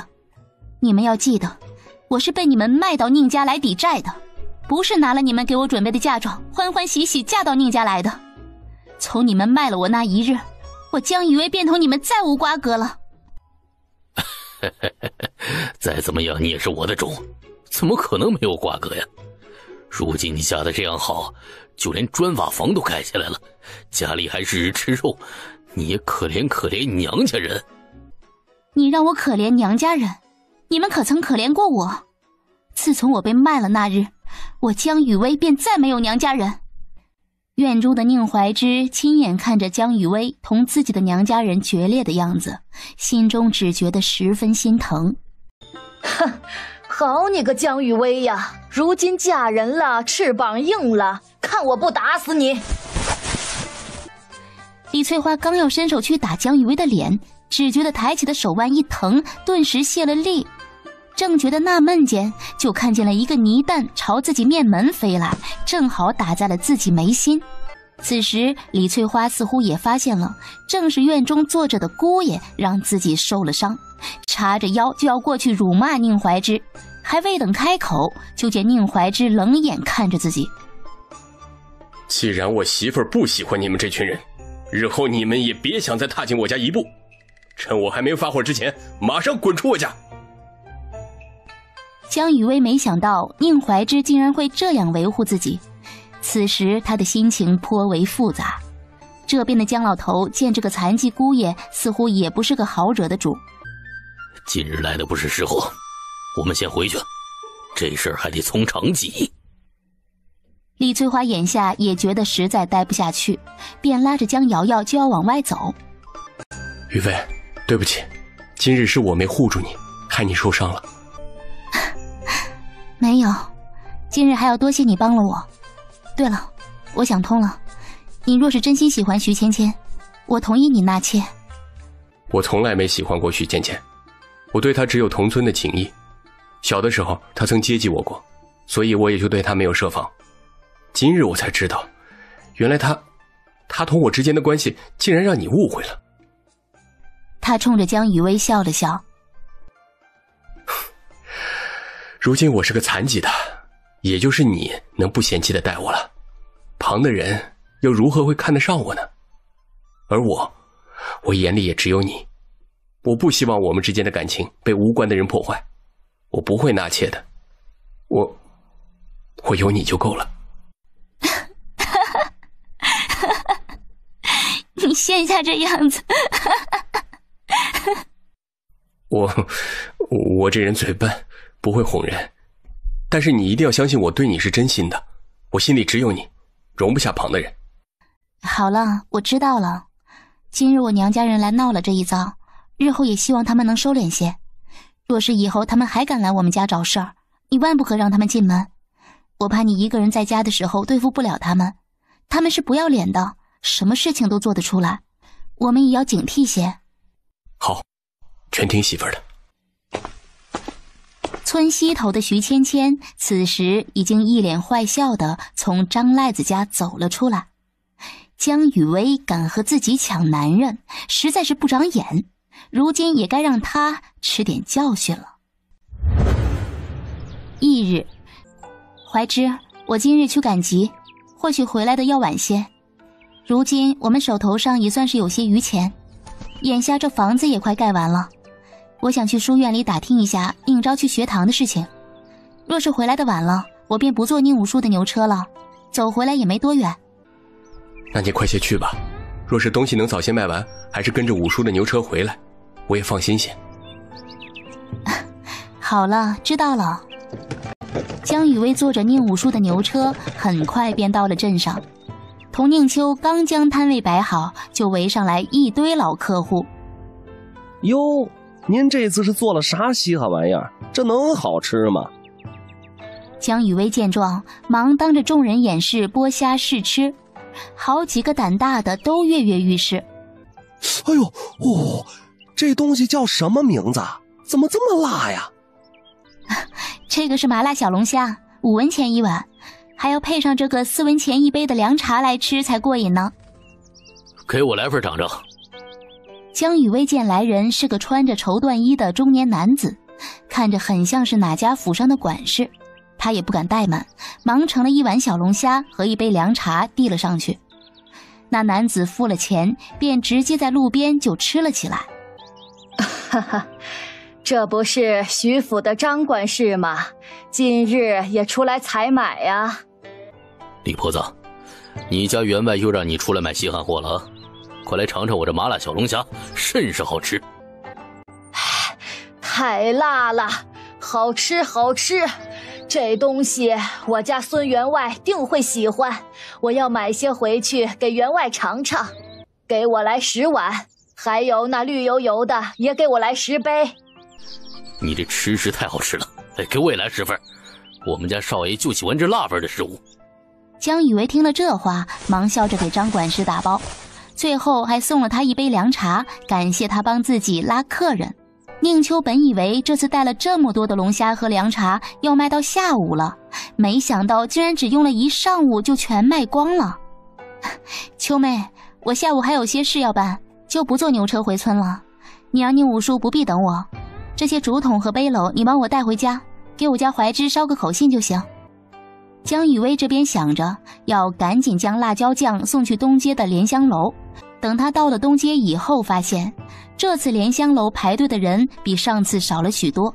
江雨薇便在心里盘算着，下次来该给徐掌柜带个新房子才行。他正想着，突然被一声暴喝给拉回了思绪。江雨薇，你可坑死我了！林掌柜，何出此言？还不是你卖给我的那2个早餐方子，那油炸糕在菜市上便有好几家仿卖的，根本就不是独一无二的。那2张方子你收了我40两银子，可是那油炸糕却卖不上价格，顶天了卖5文钱一个，这本钱我什么时候才能赚得回来？林掌柜此言差矣，这方子当时我可不想卖，是你求着我，非要买我的方子。至于这方子的价格，当日我们也是银货两清的。如今你自己经营不善，却要来找我这个卖方子的撒气，这怕是说不过去吧？你坑得我好苦啊！我要带你去见官。林掌柜还真是会说笑呢。这方子当日我们是正常买卖，而且也是签订了文书的，你就算是去告官我也不怕的。若是我真的有错处，那便让官府来抓我好了。江雨薇说罢，便也不再理会胡搅蛮缠的林掌柜，直接迈步走进了莲香楼。好，你个泼皮村妇，我林某人定不会善罢甘休的，咱们走着瞧。徐掌柜刚从2楼下来，便瞧见了街对面的林掌柜一脸怒意地盯着江雨薇，忙将江雨薇请到了账房。江夫人，你这是怎么惹到对面林掌柜了？我看他方才瞧你的眼神，似是要吃了你一般呢。无妨，只是卖了2个方子给他，他自己经营不善，找上门来了。江夫人，是我给你的银子不够吗？咱们不是说好了的吗？日后有方子您先来卖给我的。啊，这2个方子不能卖给你，只能卖给对面的醉仙楼。我日后还是想同徐掌柜长期合作的，下次来我便会带个新的方子来。江夫人，那你下次一定要给我个好方子，让我们这莲香楼再火爆一次，那我们家酒楼在平安镇的名声那便也就打出去了。我给徐掌柜的自然都是好方子，至于对面的林掌柜嘛，那人我不喜欢，他家的生意自然不会好了。江夫人，这是买辣椒酱的银子，您收好，我就等着您下次来给我带新方子了。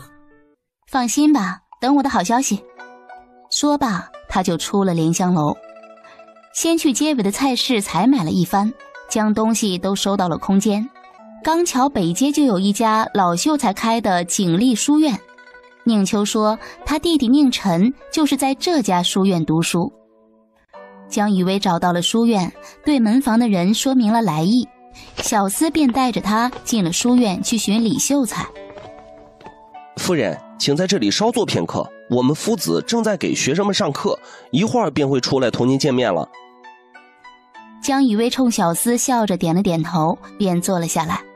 江雨薇正看着院里的风景发呆，听到身后有人叫自己：“这位夫人，今日来是有何事？”“啊，您就是李夫子吗？我今日来是想看看我家孩子能不能来书院读书的。”“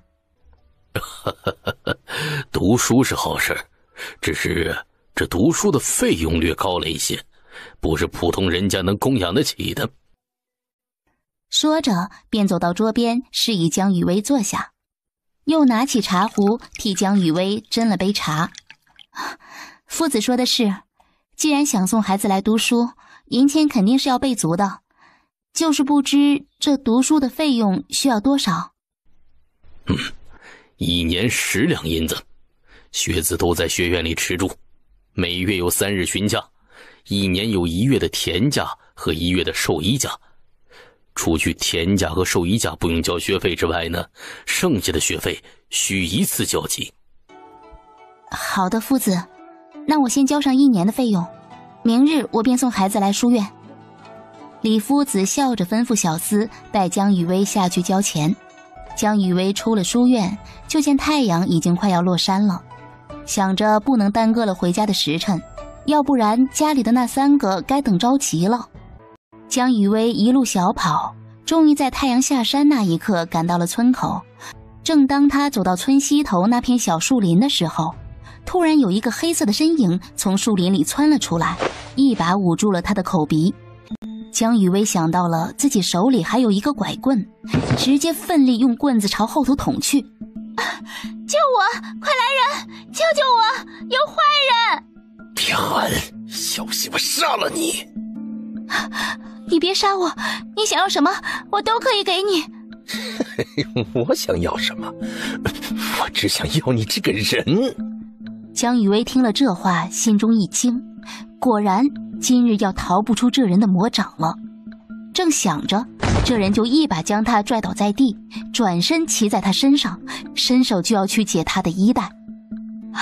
你别动！你放了我，我给你想要的，我给你钱，你去青楼找个貌美的女子，比我强上100倍。我不要，我就要你！江雨薇见这人油盐不进，想到了之前学的女子防身术，使劲地将自己的膝盖往上一顶。死娘们儿，他妈疼死老子了！来人呐！救命啊！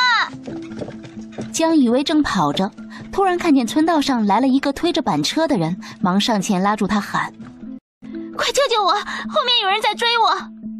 雨薇姐，是雨薇姐吗？江雨薇见这人认识自己，借着月光一细看，原来是周婶家的大儿子宁铁柱，瞬间就放下心来。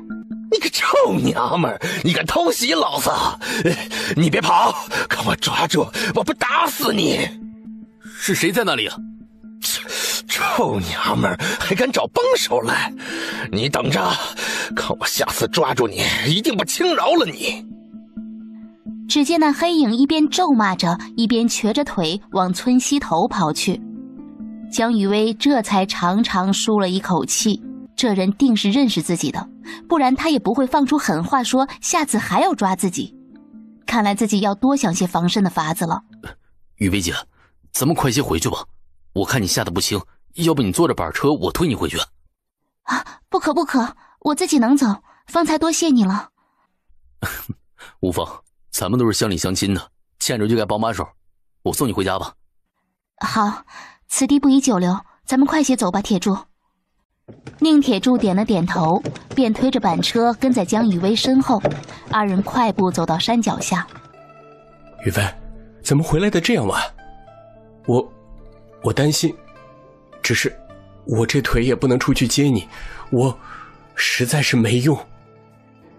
江雨薇看着一脸自责的宁怀之，此刻再也忍不住了，蹲下身就趴在他的怀里哭了起来。雨薇，你怎么了？可是回来的路上出了什么事儿吗？怀之，我也想学武功，你教我吧。雨薇，到底发生了什么事儿？快告诉我，是不是有人欺负你了？方才我进了村，走到村西头的时候，有人偷袭了我，将我拉到了小树林里。不过我挣脱了，还用石头将他的额头打破了。等我跑出树林的时候，便遇上了周婶家的铁柱，他帮我赶跑了那人，将我送回来的。怀之，你不要这样，求你了。雨薇，我知道，我想我的腿能快些好起来，这样我就能够保护你了。是我没用，都怪我。我知道了，怀之，你的腿会好起来的。等过几日，我便去山上替你寻野山参，你的腿一定会好起来的。今日这事颇有些蹊跷，我一路从镇上赶回来都无事发生，却在进村后出了事。想必这人定是咱们村子里的人，而且那人还说日后还要来找我，那定是认识我的人。雨薇，明日一早你便去找李正说明此事，让他将这人揪出来，不然我实在不放心。翌日清晨，江雨薇想着今日送宁昭去镇上读书是要紧的事儿，等下午回来再去找李正商议昨晚的事情。昭儿，快些起来，今日娘送你去书院读书，去了那里要听夫子的话，好好念书，等放假的时候娘再去接你。娘，我不是在做梦吧？娘真的要送我去念书？别傻愣着了，快些穿好衣服出来，我们一起去宁武叔家坐牛车到镇上。到了镇上后，江雨薇先去将笔墨纸砚和需要的书本都买好后，才送宁昭进了书院。他对宁昭好好叮嘱了一番，这才安心地出了书院，坐着宁武叔的牛车往宁家村赶。武叔，先将我送去李正家里吧，这车上的东西还要劳烦你跑一趟送回我家去。无妨，反正今日你是包了车的，我给你送去便是。宁武叔将江雨薇送到了李正家门口便走了。江雨薇提了一些从镇上买来的点心便进了院子。雨薇呀，你来了，是来找宁秋的吗？婶，我今日来是想找李正说点事儿，他在家吗？你来就来吧，还带什么东西？真是破费了！快进屋来，来，你叔啊在屋里呢。江雨薇跟着宁婶进了屋，见李正在屋里正喝着茶。啊，李正，近日来是有些事儿想要麻烦您帮忙。何事啊？是为家里的房子吗？哦，不是的，是昨夜我回来的有些晚，经过村西头的时候遇上了歹人，应该是咱们村里的男人。他将我拉进了村西头的小树林，好在我跑了出来，又遇上了回家的铁柱，才救了我一命。不然，啊，咱们村啊，竟然还有这样的恶人！雨薇呀，你定是受惊了。雨薇姐，你怎么样？你受伤没有？你有没有事？秋妹，现下我已经无事了。昨夜我用石头打伤了他，如果咱们现在去找，或许还能找出来那人是谁。爹，快些！找村里的人排查，这事儿不能耽搁。若是不查出那人是谁，那咱们村子里日后恐怕要出大乱子。确实不能耽搁。宁秋，你去请村里的族长到村西头来。老婆子，你去找咱们几家的旁亲也到村西头来。咱们先从西边开始排查，若是咱们自己村里的人，就是掘地3尺，也要把他找出来。宁婶和宁秋得了吩咐，忙跑出去叫人。雨薇啊，这事儿你是亲历者，还得劳烦你陪我走一趟，去指认罪人。你可能去？我自然是要去的，我要亲手抓住他才放心。到了村西头，江雨薇先带着李正去了自己遇害的地方，又进了树林里查看。他发现树林里还有那贼人昨晚踩出来的脚印，便记在了心中。李正又带着江雨薇去挨家挨户敲门走访，进门便让家里的男人出来同江雨薇说上几句话。等走到第4户的时候，李正和江雨薇怎么敲门也不见有人出来。这张赖子是个懒人，家里啊又没啥田地，整日就是混吃等死，十有八九啊是在家里睡觉呢。怎么敲了这么久的门还不出来开门呢？莫不是发生什么事儿了？李正啊，你找张赖子做甚呢？这张赖子不在家吗？怎么敲门没人应声啊？怎么可能不在家呀？他今日一整日都没出门，许是在家睡着了吧？这院门是从里面拴住的，他指定是在家里藏着呢。李正啊，他又犯啥事儿了？这怎么还不敢出门了呢？这门今日一定要打开，我要见张赖子。李正见状，似乎也察觉到不对。正在此时，宁婶和宁秋将族老和旁亲们都请了过来。李正忙示意几个年轻的汉子，直接将院门踹开。张赖子，你跑什么？莫不是做了什么亏心事了？我没跑，我刚才睡觉呢，睡懵了，听见踹门的声音，还以为家里来了坏人呢。张赖子，你将我下面说的话重复一遍，别喊，小心我杀了你。我为什么要听你的话？你让我重复我就重复啊！你算哪根葱啊？别废话，快些重复一遍。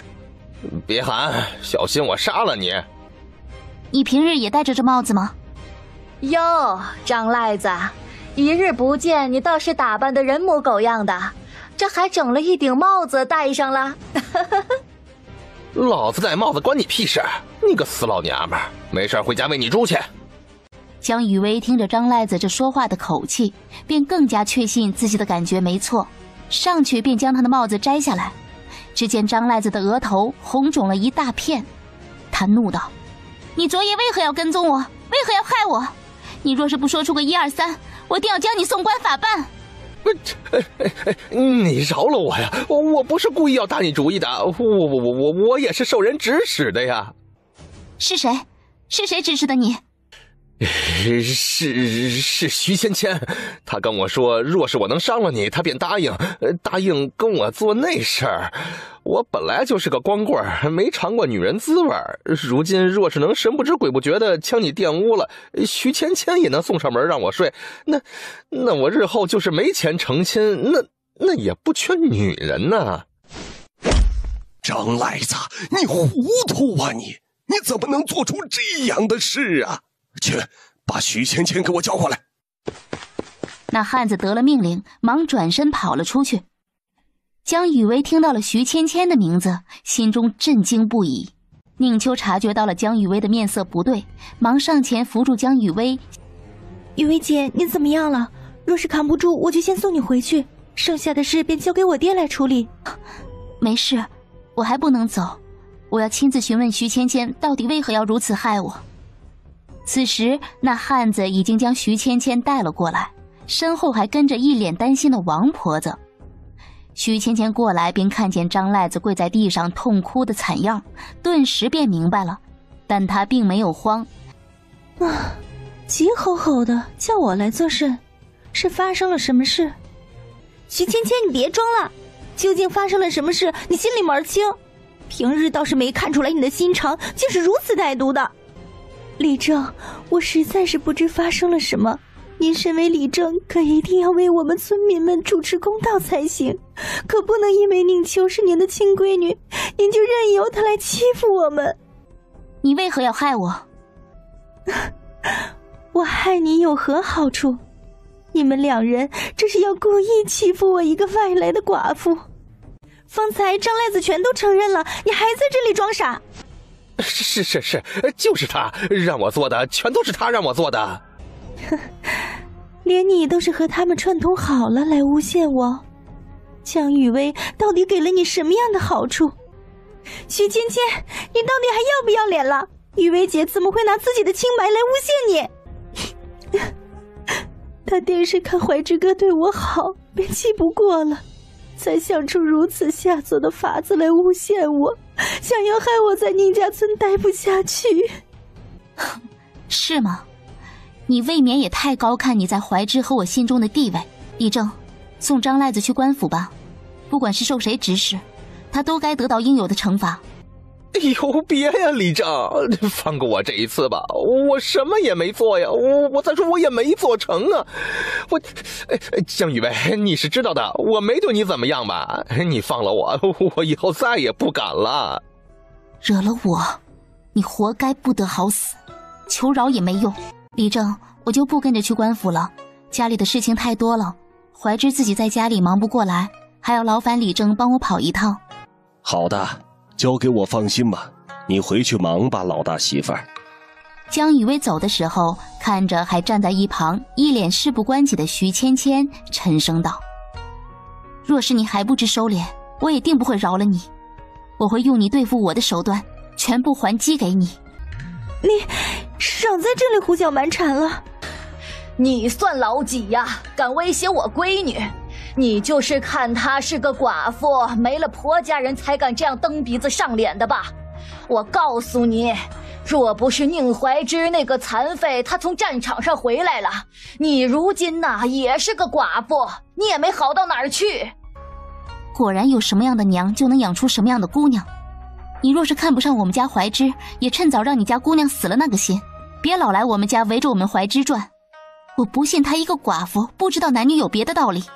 江雨薇不想再看他们母女俩在这里做戏，转身往村东头小院走去。雨薇，怎么样了？带人抓住了吗？抓住了，是村西头的张赖子，说是受了徐芊芊的指使。徐芊芊答应他，若是能欺负了我，他便日日伺候张赖子。雨薇，怎么会？芊芊她怎么会这样做？她为什么要伤害你？她到底为了什么？徐芊芊倒是没承认是他指使的。我就知道芊芊不会是这样的人，再怎么说她也不会为了伤害你而污了自己的清白。芊芊本性不坏的。那与我素不相识的张赖子为何要伤害我？又为何说自己是受徐芊芊指使，而不说自己是受旁人指使的呢？说完便也不再理会宁怀之，自己去忙着做饭了。难道真的？怎么会？芊芊为什么要伤害雨薇？她明知道雨薇是我的妻子，为何如此对待她？我实在是想不通。我还是不敢相信这是芊芊所为。翌日清晨，江雨薇想着线下家里的院子也修得差不多了，如今也不需要自己整日在家里待着，今日便去林子里碰碰运气，看看能不能找到野山参。于是便背上了背篓，跟宁怀之交代了一番，自己就上山了。正走着，突然看到了一片草地上有些突出的高大的植株，他忙走近观察，江雨薇顿时大喜，此乃天麻呀！若是拿着这样品质的天麻去药房卖，定能卖个好价钱。他将这一片的天麻都挖完之后，又继续往林子深处走。远远地看见了一片像是人参叶子的草，便也顾不上旁的，直接往那边跑去。正当江雨薇趴在地上仔细观察的时候，突然听到了身后有声音，刚一回头便看到了一只灰色的狼朝自己扑来，他吓得只得伸手阻挡，转瞬之间突然从侧边飞来一个肥硕的身影。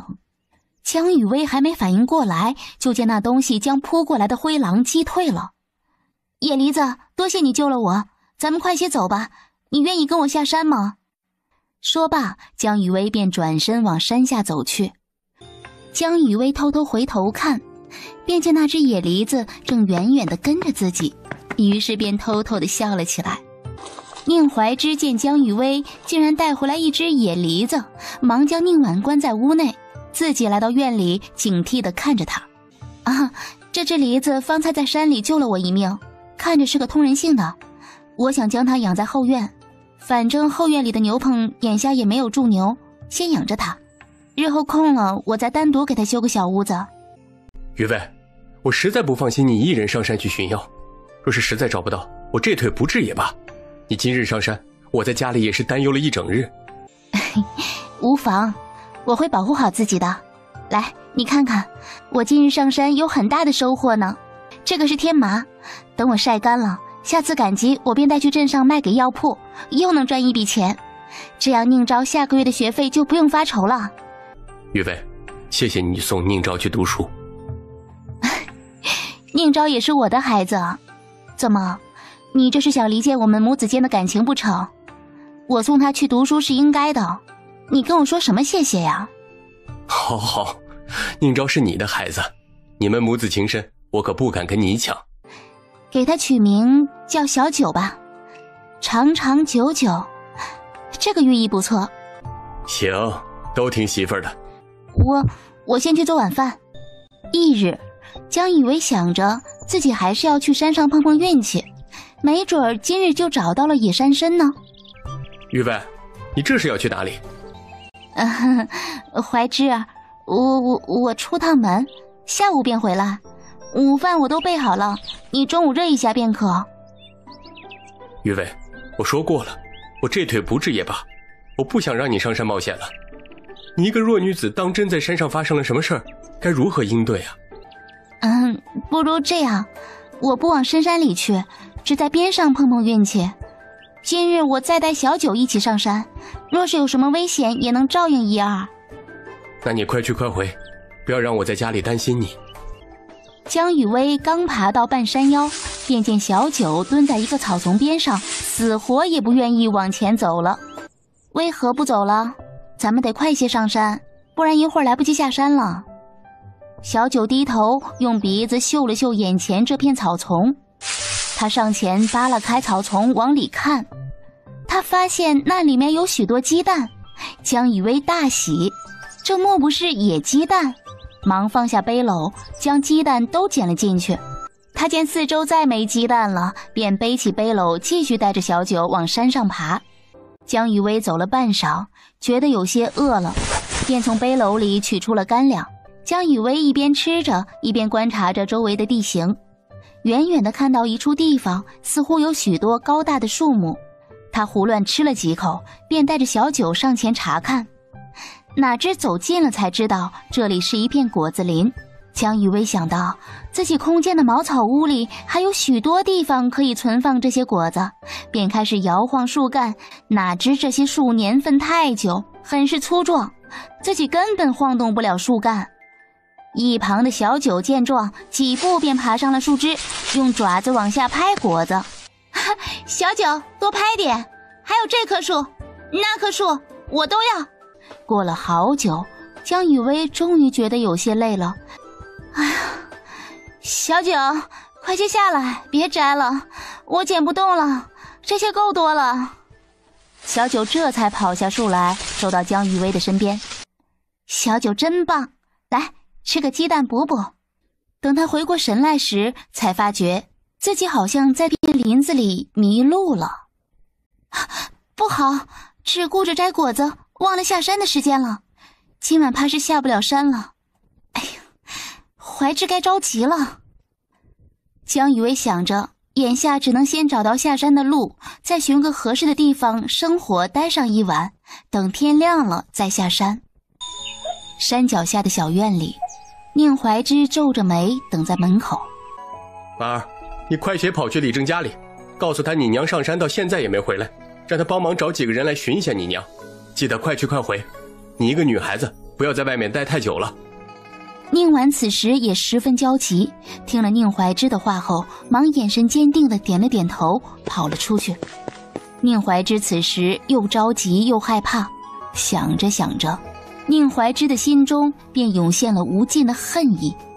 他恨自己的腿无法行走，他更恨害他受伤的那个人。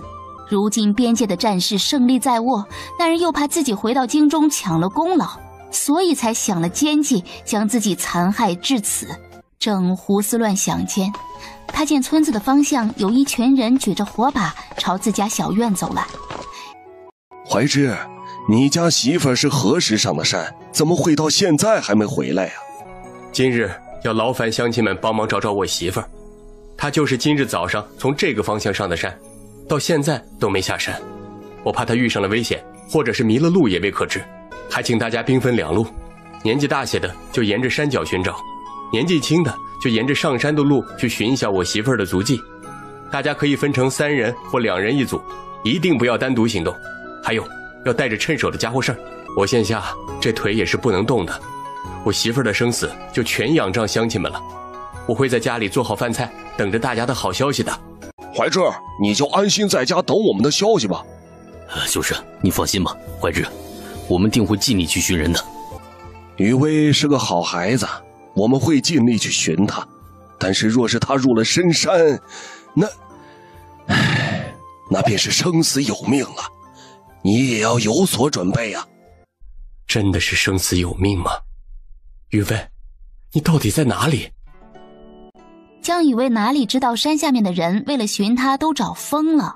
他睡到天色蒙蒙亮时才觉得身上有些冷，刚一睁开眼，就看见一棵树上正吊着一条有腰粗般大小的蟒蛇，一手捏紧匕首，一手拉住背篓，跳起来就跑。小九，快跑，跟上来，快！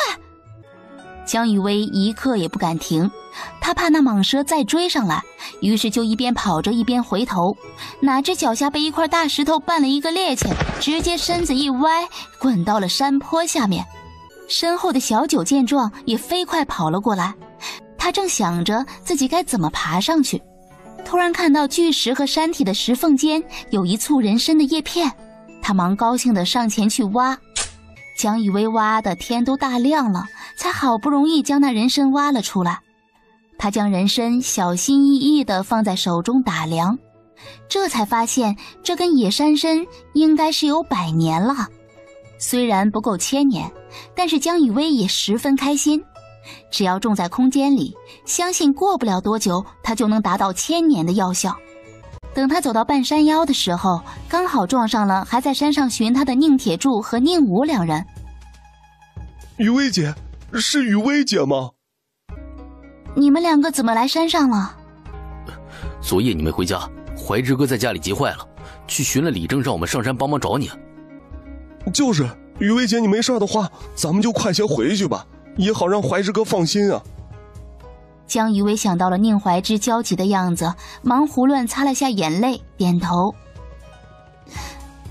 我没事，我还能走，咱们快些下山吧，多谢你们了。江雨薇到了山脚下时，就见宁怀之坐在自家小院门口，似是一夜未睡。宁怀之远远地看到了江雨薇，也十分的激动。雨薇，你怎么样了？有没有受伤？你没事吧？我没事，你看我这不是好好的回来了吗？就是昨日在山上迷了路，我就和小九在山上住了一晚，今儿个便循着方向下山了。今日多谢你们了，还要劳烦你们2位去帮我把乡亲们喊回来。我家里已经备好了饭菜，让大家先来我家里吃一顿，再回去休息。两人忙点头，就回去喊还在寻人的乡亲们回来。一会儿乡亲们就要来了，我先进屋收拾一下。我现在这副样子，让人家见着了不好。岳飞，你知道昨夜我是怎么过来的吗？我真的太怕失去你了，我的腿不治了，以后我不准你再上山，你听到没？这次你就听我的好不好？我真的怕。好，都听你的，日后我不去深山了便是。好了好了，一会儿乡亲们该回来了，你可准备了饭菜？我蒸了2锅米饭，又备了些咸菜，看厨房里还有青菜，便炒了个青菜，又将昨日剩的肉菜热了一下。这些怕是不够，我先进屋收拾一下，一会儿再给乡亲们加个菜。你先在这里等乡亲们回来，今日之事要多谢人家帮忙。江雨薇看着众人吃饭的样子，不由得又心生感激。昨日是我不小心在山上迷了路，害诸位乡亲们跟着受累了，实在是抱歉。今日大家只管敞开了吃，这些是水果酸野，大家可以尝尝，吃完后也带些给家人们尝尝鲜。怀之哥，你没事吧？我听说江雨薇昨夜跑了。呀，你还知道回来呀？你昨晚将怀之哥一个人扔在家里不管他，我今儿个早上知道了，就紧赶慢赶的跑了来。他现下腿脚也不好，你心肠也是够歹毒的。你让他一个人在家，若是出点事儿，可怎么办呢？哼，怎么，看见我在家不高兴了？想着让我昨儿个死在山里，你好来顶替我的位置。芊芊，你怎么能这样说你嫂子？她是为了替我上山找药才一夜未归的，如今你说这样的话是什么意思？怀之哥，你看看你又急了，我没别的意思，我这不是担心你一个人在家不方便吗？以后嫂子上山采药，你别让宁婉去喊我，我来照顾你。不必了，我自己能照顾好自己。我家里的事就不劳烦你费心了。你身为一个寡妇，就不要同村里有家室的男人不清不楚的。你若是真的着急找男人，便去找那村西头的张赖子，我看你俩甚是合适，他还等着你去伺候他呢。你怎么能这样说我？我是寡妇，难道我就有罪吗？怀之哥，就连你也不顾及我们往日的情分了吗？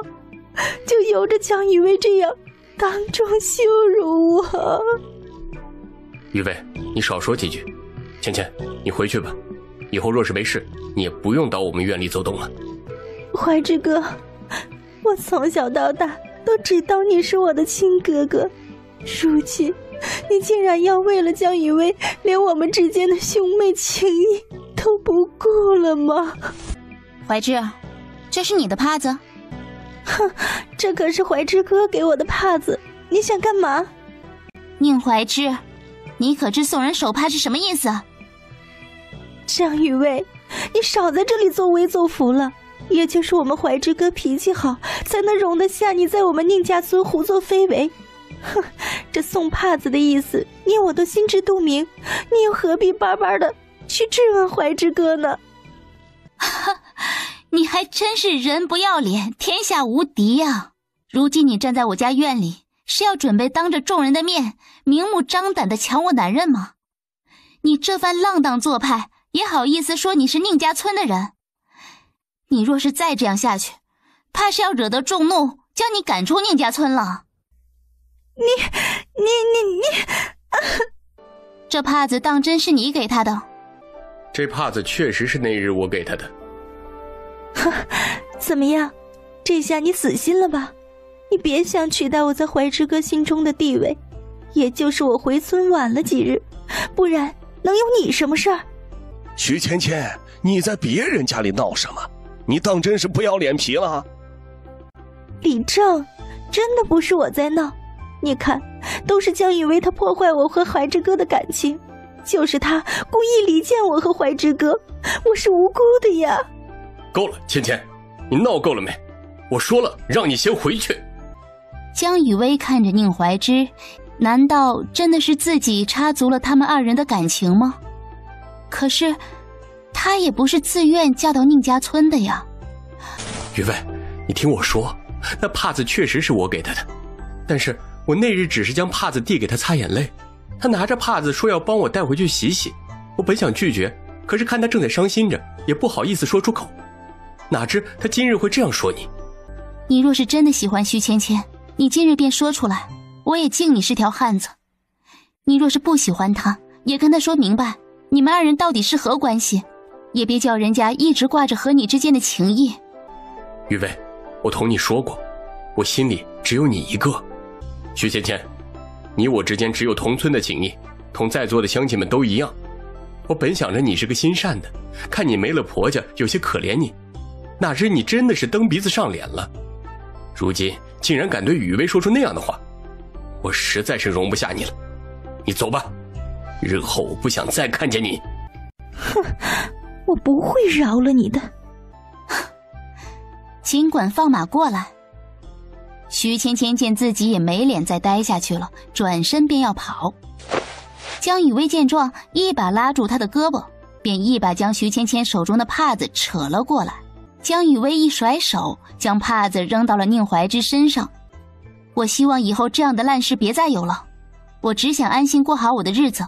乡亲们都吃得差不多了，见也没热闹可看，都擦擦嘴，起身告别了宁怀之，各回各家。江雨薇这边算着，今日该去镇上拉家具了，于是收拾了一下，便又准备出门。雨薇，你这才刚回来，又要去哪里啊？我今日要去镇上拉家具，中午就不回来吃了。看来得想个法子哄哄媳妇儿才行，总这样冷着脸我可受不了。莲香楼中，我今日本是来镇上办点事情，心里记挂着徐掌柜的生意，便顺道来看看你。生意目前还算稳定，还是我上次同你说的那样，没有刚开始那会儿火爆了，如今倒是也能支撑酒楼的日常运营。若是江夫人能再卖我个好房子，那这生意自然是又要蒸蒸日上了。今日来我还真就带了个方子来，不知徐掌柜可想试试？好好好，求之不得，还请江夫人移步后厨。水煮鱼很快就做好了，后厨的香气传到了前面，有不少的客人闻着味道都流口水。这是哪道菜的香气？快给我上一盘！我们这桌也要一盘。我们也要。店小儿见状，忙到后厨来找徐掌柜。掌柜的，前面的客人都炸锅了，都说想要这道麻辣水煮鱼。徐掌柜十分高兴，他将江雨薇拉到了账房，取了10两银子给他。这麻辣水煮鱼的配菜定要有我自家种的豆芽才好吃，我今天也带了些来，还带了辣椒酱。徐掌柜，你看。好好好，我都要了。日后你送来辣椒酱的时候，就将豆芽一并送来。江雨薇从莲香楼出来，便想去北街的回春堂替宁怀之再买点药浴包。眼下他那腿日日泡着药浴，似乎也能恢复些知觉了。他一边往回春堂的方向走，一边想着如何能快些治好宁怀之的腿，完全没注意到从莲香楼出来，便在自己身后尾随着2个男人。江雨薇很快便到了回春堂。大夫，前段时间我替夫君买的那药浴包确实有用，今日我想多买些带回去。我说过，只是泡着药浴是没用的，要想完全治好你夫君的腿，定是要寻那1000年的野山参才行。你就莫要再白白花费银钱了。林大夫不必替我担心，我能承担得起这药浴的银子。如今我夫君日日泡着药浴，他那腿也能舒服些。今日来还要请林大夫帮我看看这天麻如何。你自己看着办吧，我来看看这天麻。江雨薇忙拿了一个递到林大夫面前，林大夫接过天麻，惊喜道：这是好东西啊，少说也得几十年了。哎，好，这天麻你可卖吗？啊，当然是要卖的。您再看看这个呢？这个年份更久一些，应有100年了。这个都是好东西啊，你有多少我都要了。啊，目前我就有这么多，我相信林大夫的人品，所以直接带到你们回春堂来卖了。你便开个价吧，若是价格合适，今日我也不用去别家药铺了。这些我可以给你200两银子。江雨薇知道这天麻是贵重药材，但是听到林大夫开口就要给自己200两，他属实有些震惊到了。行，那我也不去别家问了，就都卖给林大夫吧。日后我再寻找了好药材，还会给林大夫送来。江雨薇收了银票，又买了20日的药浴包，这才出了回春堂，准备去西街的木匠铺拉家具。他正想着找个没人的巷子进去把药浴包都存在空间里，哪知江雨薇刚进了巷子，就察觉到身后似乎有人跟着进来了。他忙警惕地从怀里拿出自己之前就做好的辣椒水，打开了盖子，随时准备着。他一转头，便看见了2个面容猥琐的汉子，正露着一口大黄牙，冲自己贼兮兮地笑着。小娘们儿，走得还挺快啊！就是跟得我们兄弟2人好苦呢。过来，让我们快活快活，我们便饶了你。你们想干什么？你喊也没用，这里是个死胡同，平日也不会有人经过。今儿个你就老老实实从了我们兄弟2个，我就饶你一命。江雨薇见同这2人讲不通道理，趁着2人放松警惕的时候，快步冲上前，直接将手中的高浓度辣椒水朝2人的面门泼去。什么东西？我的眼睛！你这死娘们儿！江雨薇趁2人捂着眼睛鬼哭狼嚎的空档，快步从2人中间跑出了巷子。刚出巷子，便撞见了正在巡街的捕头。啊，快！里面有2个坏人跟踪我！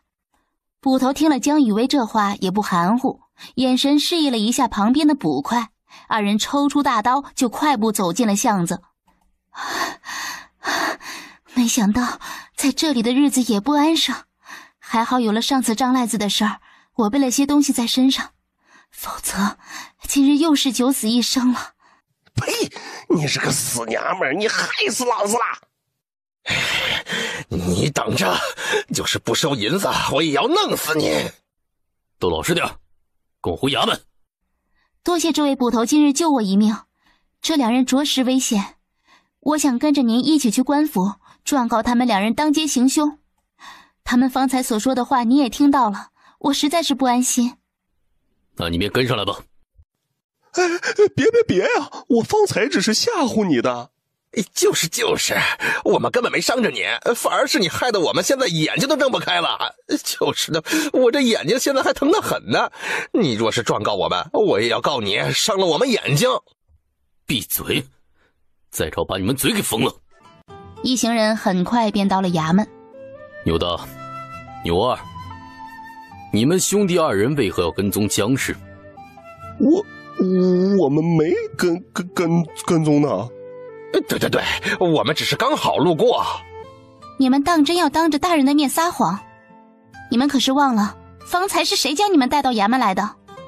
我们是跟踪了他，但是我可没做什么伤害他的事儿。大人，你可得为我们做主啊！是啊，大人，我们是受害者。你看这死娘们儿将我们兄弟2人眼睛都伤成什么样了？江氏，他们的眼睛可是你伤的。是的，知县大人，我一个女流之辈，面对这2个壮汉，只能出此下策来自保。我不是故意伤人，我完全是为了保护我自己的安危。倒也是有情可原。谁让你们跟踪僵尸的？说，你们为什么跟踪僵尸？我们跟踪僵尸是有人。大人，我们只是路上见着了，觉得他长得还不错，便跟了上来。不过我们可没对他行非分之事啊，黄捕头可以给我们作证的。这事倒是确实，不过若不是我刚好巡街到那里，你们兄弟二人也不会放过僵尸的吧？啊，对，刚好我跑出巷子时遇到了黄捕头，这才救了我一命。他们被抓了，看到我之后还出言恐吓我，说就算没收银子也要弄死我。我一个弱女子，哪里经得住这样的恐吓？还请大人为我做主啊！牛大牛二，何人指使你们行凶的？没有啊，大人，真的没人指使我们。我看你们二人是不见棺材不落泪。来人，上刑去！我说，别对我用刑啊！是那醉仙楼的林掌柜吩咐我们二人要给僵尸点颜色瞧瞧的。去将林掌柜给本官抓来。林掌柜被带到衙门时，就见到了堂上跪着的三人。看着江雨薇，他不由得怒火中烧，狠狠地瞪了他一眼。大人，就是这人，之前在我这里买了个方子，但是他自己经营不善，就记恨上我了，如今竟然还敢买凶杀人。大人，您可得为草民做主啊！大人，不是这样的，大人，您可定要明察秋毫啊，莫要被那僵尸给蒙蔽了双眼呐！大胆！本官自然是明察秋毫，定不会放过一个坏人，也不会错杀一个好人。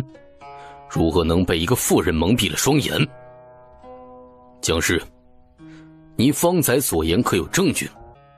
大人，请看这文书，是当时林掌柜买我方子时同我签订的，已经银货两清了。他得了我的方子，自己酒楼经营不善，就全赖在了我的头上。前些日子他还来威胁过我呢，这事莲香楼的徐掌柜可以作证，您派人去询问一二便知。你去问问徐掌柜可有此事。李知县则是仔仔细细看完了手中的文书，盯着林掌柜喝问道：这文书没有问题，既然已经银货两清了，你为何还要纠缠僵尸？我不是有意的，我没赖在他身上，我不是质问他呀，我只是拉住他，同他说几句话而已。那你找牛大牛二当街行凶这事怎么说？我没有啊，我可不认识什么牛大牛二，大人，我冤枉啊！大人，您莫要听着林掌柜胡诌啊！我们兄弟二人与这僵尸往日无冤，近日无仇的，我们为何要害他呀？大人，您看，这就是林掌柜给我们的银子，这就是他让我们加害僵尸的证据呀！江雨薇笑看着三人上演狗咬狗的戏码，根本不用自己说话，他们便将实情一五一十全招供了。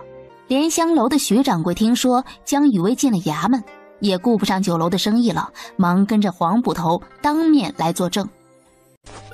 大人，小的那日的确是亲眼看见这林掌柜光天化日之下在我们酒楼门口出言威胁僵尸，还请大人明察秋毫。好你个徐掌柜，你就是看我们醉仙楼生意好，心生嫉妒，想要趁机会来害我，你们俩肯定是串通好的。林掌柜说我嫉妒你们醉仙楼生意好？你日日在东街做生意，不会不知道现下这东街酒楼之中生意最好的便是我们莲香楼，又何来我嫉妒你们醉仙楼的生意？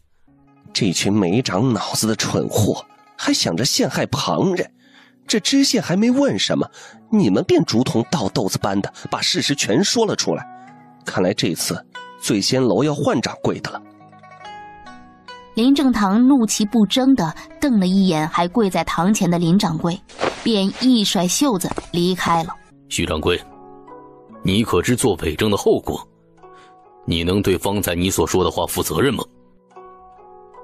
大人，草民能为方才所说的一切负责。牛大牛二当街行凶未遂，将他们抓进去关押1个月。至于这林掌柜属于买凶杀人，心思歹毒，情节恶劣，一律关押3年。不是啊，冤枉啊！求你放过我吧，大人！一旁的捕快眼疾手快的上前将林掌柜控制住了，直接拖了下去。黄捕头来带牛大和牛二下去时，二人还不忘恶狠狠地瞪了江雨薇一眼。江夫人，你日后可要小心这2人，他们可不是什么好人，在这平安镇上那可是出了名的街溜子。方才我看这2人看你的眼神带着怨毒，1月后他们便出狱了，你可千万要小心一些。徐掌柜，今日多谢你的仗义直言，我会记着你的人情的。江雨薇看着天色不早了，自己得快些去办正事儿，就冲李知县行礼告退了。他急匆匆地赶到了木匠铺时，木匠铺的王掌柜刚要关门回家吃饭。哎，江夫人，你来的可真凑巧，再晚一步就要关门了。可不是赶巧了吗？今日我就是来拉家具的，不知王掌柜的家具可都做好了？早就给江夫人做好了，奈何你一直没来取，我就先摆在铺面上做样品了。如今有了这样品展示和你给我画的图纸，我这个月又接了不少订单呢，生意都排满。照这样下去，下个月怎么也得多雇几个伙计才能忙得过来。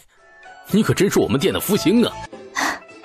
也得亏王掌柜你手艺好，若是我将这图纸给了旁人，怕是也做不出这样的效果来。你赚钱呢是应该的。以后江夫人再想做什么稀罕玩意儿，尽管来找我便是，只要有图纸我都能给你做出来，而且我还分文不取，只要江夫人将图纸赠予我就行。那日后自然是少不得麻烦王掌柜了。只是今日时候有些晚了，不知王掌柜还能不能找到牛车帮我拉回家去，车钱我来付。不知江夫人是哪个村的，离我们镇上远不远呢？我是宁家村的，离镇上不算远，半个时辰就能到。你去找我们常用的几家牛车来，拜托他们帮忙送趟期货到宁家村，需要10辆牛车才能拉得完。伙计得了吩咐，忙跑出去找牛车，不一会儿便满头大汗地跑了回来，身后还跟着10辆牛车。王掌柜则是吩咐着众人齐心协力将家具搬上车固定好。江夫人这里一共是10辆牛车，拉货来回比拉人要贵上5文，还有他们的装卸费用，1辆车需要20文钱，可行？可以，我也要跟着牛车一起回去，到了地方我就给各位付钱，辛苦各位了。他说着便上了领头的牛车，跟王掌柜道别之后，车队就开始往宁家村赶。等到了宁家村，天已经快黑了，便吩咐众人往下卸货，又指挥着他们将家具搬到屋内摆放好，这才结清了工钱，送众人离开。他正准备去做晚饭，一回头便看着宁怀之可怜巴巴地望着自己。雨薇，我知道错了，我向你保证以后徐芊芊这样的事情绝不会再发生了，你相信我好不好啊？好，我就原谅你这一次，只是这一次不允许再有下次。你身为男子，最该知道男女有别的道理，一定要有边界感才行。雨薇，我知道了，这是我亲手为你做的发簪，你戴上看看。好看吗？好看，我媳妇儿戴什么都好看。媳妇儿，饭我都做好了，焖在锅里了，咱们去吃饭吧。一家人吃过饭后便早早的各自回屋睡觉了。江雨薇想着，如今自己的房子盖好了，村里的人都出了不少力，该请大家一起来吃个暖锅饭，热闹热闹。翌日，他早早的起床去寻了李正，让他帮忙去请村里的人来自己小院吃午饭，自己则是回到小院里准备。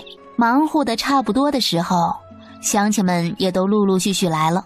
众人看着江雨薇准备的饭菜，大家都暗自庆幸，今日李正去请人的时候，自己没推辞就直接过来了。好啊，你个狼心狗肺的东西，请全村人吃饭就不叫我？我还当是谁呢？原来是婆婆呀！我怎么会不让你来吃饭呢？只是今日是我们小院的暖锅饭，不知婆婆、二弟和小姑子都给我准备了什么礼物呀？今日乡亲们来可都是给我们准备了礼物的。我虽然也不图这些东西，但是兆头总是要有的。毕竟大家都知道，今日是来给我们家暖锅的。哦，我不知道今日你们暖锅，所以我们没带礼物来。什么不知道暖锅呀？我看就是抠门儿，不想送东西。对，我看呢，就是想白吃白喝呗。就是，我可听说了，这老大家盖房子，老宁家可是没有一个人来出力。这时候房子盖好了，空着手来蹭吃蹭喝了。我是怀知的老子娘，我来你家吃饭还得带礼物，哪有老子给儿子送礼的道理？婆婆说的有道理，您向来不心疼我们大房，不带礼物来也是理所应当的。毕竟我家盖房子都没见你们有人来帮忙，如今吃饭你们倒是闻着味儿就来了，比那狗鼻子都灵上几分呢。好你个贱人，你就这样跟你婆婆说话呀？你当真是要遭天打雷劈的，你个不孝顺的玩意儿！你爹娘怎么就生养出你这么个黑心肝的料来？我看村口的傻子都比你懂事儿。江雨薇眉毛一挑，伸手握住宁云云指着自己的食指，用力一撅，疼得宁云云呲牙咧嘴。哎呀，疼！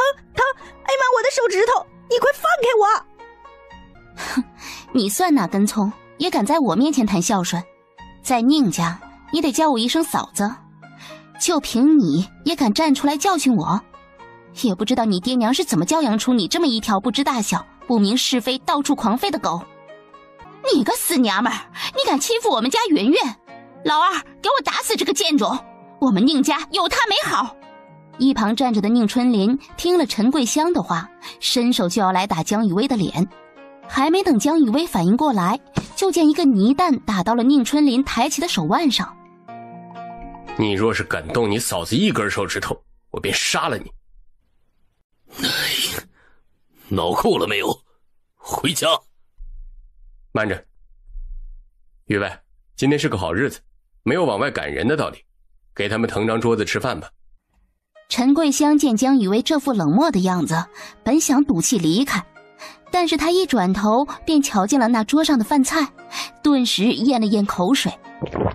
陈桂香想着自家人若是不吃，岂不是全部便宜了旁人，便咬了咬牙，跟在江雨薇身后进了院子。婆婆，别人都是带了礼物来的，也不好让人家下桌，咱们都是自家人，你们就将就着坐这桌吧。陈桂香见状，刚要破口大骂，就被身后的宁老头拉了一把，他冲他摇了摇头。江雨薇见他们入座了，便端来一盘凉拌豆芽和凉拌菠菜，就不再管他们这一桌了。娘，你看那江雨薇什么德行，给我们安排这破桌子，还得坐在地上吃饭，这就不说了，怎么就给我们上了2盘凉菜就不管我们了？肉，娘，我要肉，别人能吃肉，我也要肉。江雨薇，你上菜怎么那么慢？我们这桌的肉呢？你没看小孩子们都饿极了？我的大名也是你能叫的，你们宁家人还真是不知道尊卑大小。想吃肉啊？等着吧。一旁的宁心见徐峰和徐景两人都上去抢东西了，眼睛滴溜溜地转了一圈，便看到在角落里拿着一盘锅包肉在吃的宁婉，马上擦干了眼泪，起身就冲到宁婉面前，一巴掌打在她脸上，下一秒就从她的手中夺下了锅包肉。宁心哪里见过这样金灿灿香喷喷的肉啊，直接用手抓了一个就往嘴里塞。徐峰和徐景也瞧见了宁心在吃肉，也顾不上再喝凉茶，忙跑到宁心面前，从他手里抢过锅包肉，兄弟二人就开始吃。宁心见自己手中的肉被徐峰和徐景兄弟二人抢走了，也不敢上前去抢回来，便又转身朝宁婉脸上甩了2巴掌。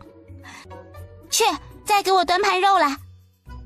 江雨薇也注意到了这边的动静，见宁婉被打得白嫩的脸蛋都红肿了，顿时怒气上涌，放下凉茶就走了过来，拉住宁婉的手就朝宁心脸上啪啪打了好几巴掌。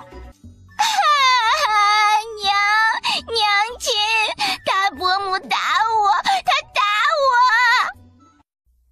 好你个丧门星的野杂种，我家闺女也是你能打的，你算老几？还敢对我家闺女动手？你以为都跟你一样贱命一条，别人1两银子就能将你娶回家了，我们心儿可金贵着呢，你打坏了你赔得起吗？你家宁心金贵个屁，你看看她长得那个丑样子，也不知道随了谁了。我看老二也没这么丑，莫不是你家宁心是你从外面带来的野种？哎呀，怪不得就你自己一人宠在手心里呢。我家宁婉就不一样了，她向来就是个文静听话的闺秀模样，我若是不教她还手，她只有被野种欺负的份儿。婉儿啊，你记住，以后不管是谁打你，你都要加倍还回去。你若是打不过，就叫娘亲来替你撑腰。宁婉看着江雨薇坚定的眼神，认真的点了点头。江雨薇又抬眼瞪着宁心，你给我闭嘴，天天就知道鬼哭狼嚎的，你是死了爹还是死了妈？整日哭个没完。你在我家里就得老老实实的听我管教，不然就给我滚出去。谁教你的吃着我家的东西还敢动手打我家闺女儿？我那盘肉就是喂条野狗也比喂你这个白眼狼强。有你这样待客的吗？爹娘都在那儿等多久了，你连盘肉菜都不上，只顾着让你这赔钱货的闺女吃肉，不给客人吃肉，哪里有这样的道理？哼，你这样的在我们宁家可是要挨打的。我闺女才不是赔钱货呢，你全家才是赔钱货。客人得是主人邀请你来，你才算得上客人，哪有客人登门空手就来的？你好意思说你是客人？我看你是瘟神还差不多。再说了，我这饭菜都是足数做的，你们是后面来的，自然没你们的份儿。就你们桌上的那2盘，还是我好不容易剩下来给你们的。干活的时候不见你们一个人应，吃饭的时候倒是巴巴的都来了。你让乡亲们评评理，可有这样做人做事的道理？老大媳妇儿，你这嘴太能说了，今儿个是我们做的不对，我们走。江雨薇看着这不要脸的一家子，心中有些无奈，但是今日是暖锅的大日子，自己也不能做得太过分。这么多人都在这里看着，若是做得太过了，怕有理也变没理了。江雨薇收拾完东西后，就累得躺在炕上不想动弹。宁婉也乖乖地躺在他旁边不说话。婉儿，脸还疼吗？娘亲不疼了，娘亲帮婉儿教训了坏人，下次婉儿也要学着娘亲的样子教训坏人。婉儿乖，今日你忙了一天了，一会儿啊，娘替你洗澡，你先睡觉，明日娘带你去赶集，好不好？好，娘亲，明日婉儿跟你去赶集。雨薇，你今日不累吗？怎么还不睡觉啊？不累，明日要去赶集，我今晚得把小龙虾做出来才成。如今家里也没什么事情了，要不明日你和婉儿同我一起去赶集吧，你去帮我卖水果酸野。好，我陪媳妇儿去赶集。怀之儿，我今日对你家人那样，你会怪我吗？我不怪你，媳妇儿，我知道你也是被逼的，我爹娘他们做的确实有些过分。自从分家那日我就明白了，我同你还有2个孩子才是真正的一家人，旁的人不会心疼我，也不会为了我去深山里找药差点丢了性命，更不会一心只想着赚钱养活咱们这个家。媳妇儿，以后咱家的事儿都听你的，你不必担心我。好，我知道了，快去干活吧。翌日，一行人很快便来到了集市上。江雨薇和宁秋将摊位摆好，还是上次买小龙虾的张管事见江雨薇又做出了新鲜的东西，便想着来尝尝鲜，于是便咬着牙拿了一块拌了辣椒的菠萝，一脸纠结地塞到嘴里。好吃，酸中带甜，入口爆汁，还有辣味的融合，搭配上果子的清香，果真是好吃啊！我还从没吃过口感层次丰富、多种口味融合的这般恰到好处的吃食。这东西叫什么名字？多少钱15文一碗，这个是水果酸野。水果酸野，这名字有些特别啊。给我来4碗。张管事买完了水果酸野，又到江雨薇这边买了许多的小龙虾。江雨薇见张管事这样照顾自己的生意，也不吝啬，直接又多送了1碗给他。你做这些吃食新奇又好吃，我们府上贵人们都很喜欢吃。不知你可有时间去府上帮忙做餐饭？当然不是白做，我给你付工钱的。啊，不知张管事定的是哪一日？就定在3日后。我们府上的2少爷考中了举人，要办谢师宴，你一早过来，到城南街上第1户人家便是我们徐府，我到时候会安排小厮在门口接你。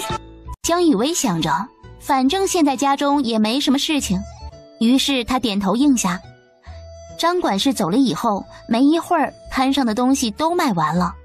江雨薇想着，宁昭来书院读书也有些日子了，今日来赶集，正好可以去看看他在那边过得怎么样。好在书院门房的小厮还记得他，听说江雨薇要来找宁昭，便忙进去喊宁昭出来。爹娘婉儿，你们来看我了。哥哥，我都想你了，娘亲给你买了好吃的，你快看看。江雨薇看着眼前2个孩子吃得一脸满足的样子，也笑着点了点头。这就是自己拼命赚钱的意义呀。昭儿，近日来功课如何？夫子讲的东西你可听得懂，能跟上吗？爹，好多字你之前也教过我，线下夫子带我们读4书5经，大多都能读得懂。有些不懂的地方，课后我都会缠着夫子问，夫子也愿意讲给我听。哦，对了，一会儿这糕点我还要给夫子送些去。昭儿，你拿着这些，回去分给夫子和同窗吃，你自己也要好好吃饭，知道没？知道了，谢谢娘。哦，爹娘，婉儿，上课了，我该回去了。快些进去吧。3日后娘还要到镇上来，到时候你放了假，娘接你一起回家。3人告别了宁昭，江雨薇又带着他们去了成衣铺子，给宁怀之和宁婉一人挑了2身换洗的衣服，又去了布庄选了几块好看的布料。卖牛了，卖牛了！有人要买牛吗？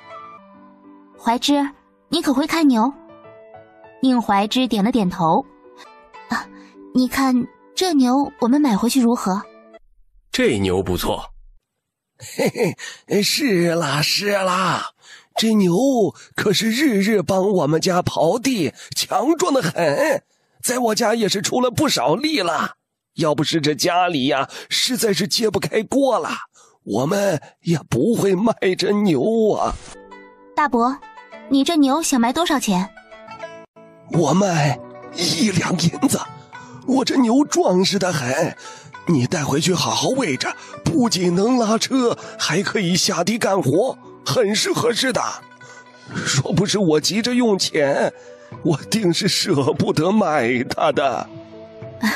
大伯，你这牛1两银子卖给我也不便宜，这牛年纪不小了，我们也不指望它耕地，也就是平时来镇上有个牛车能方便些。我这人是个爽快人，你若是将这牛后面的板车也一并送我，咱们就1两银子成交。好吧，这板车给你就给你吧，反正以后没有牛了，我留着也是没用。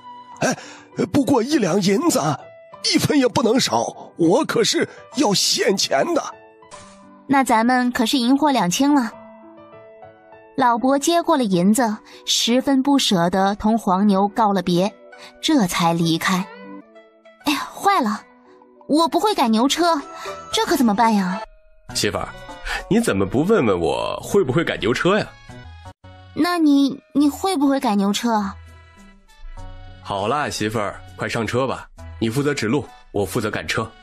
咱们去东街菜市场买些吃用的，再去看看有没有卖家禽的，买些回去养着，不然家里盖好的棚子都空着也不行。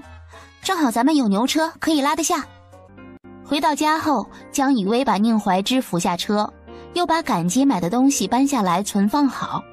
江以薇早早起床，好好收拾了一番，宁怀之听见了外屋的动静，也跟着起来了。是我吵醒你了？今日家里无事，怎么不多睡一会儿？今日要赶着牛车去送你啊？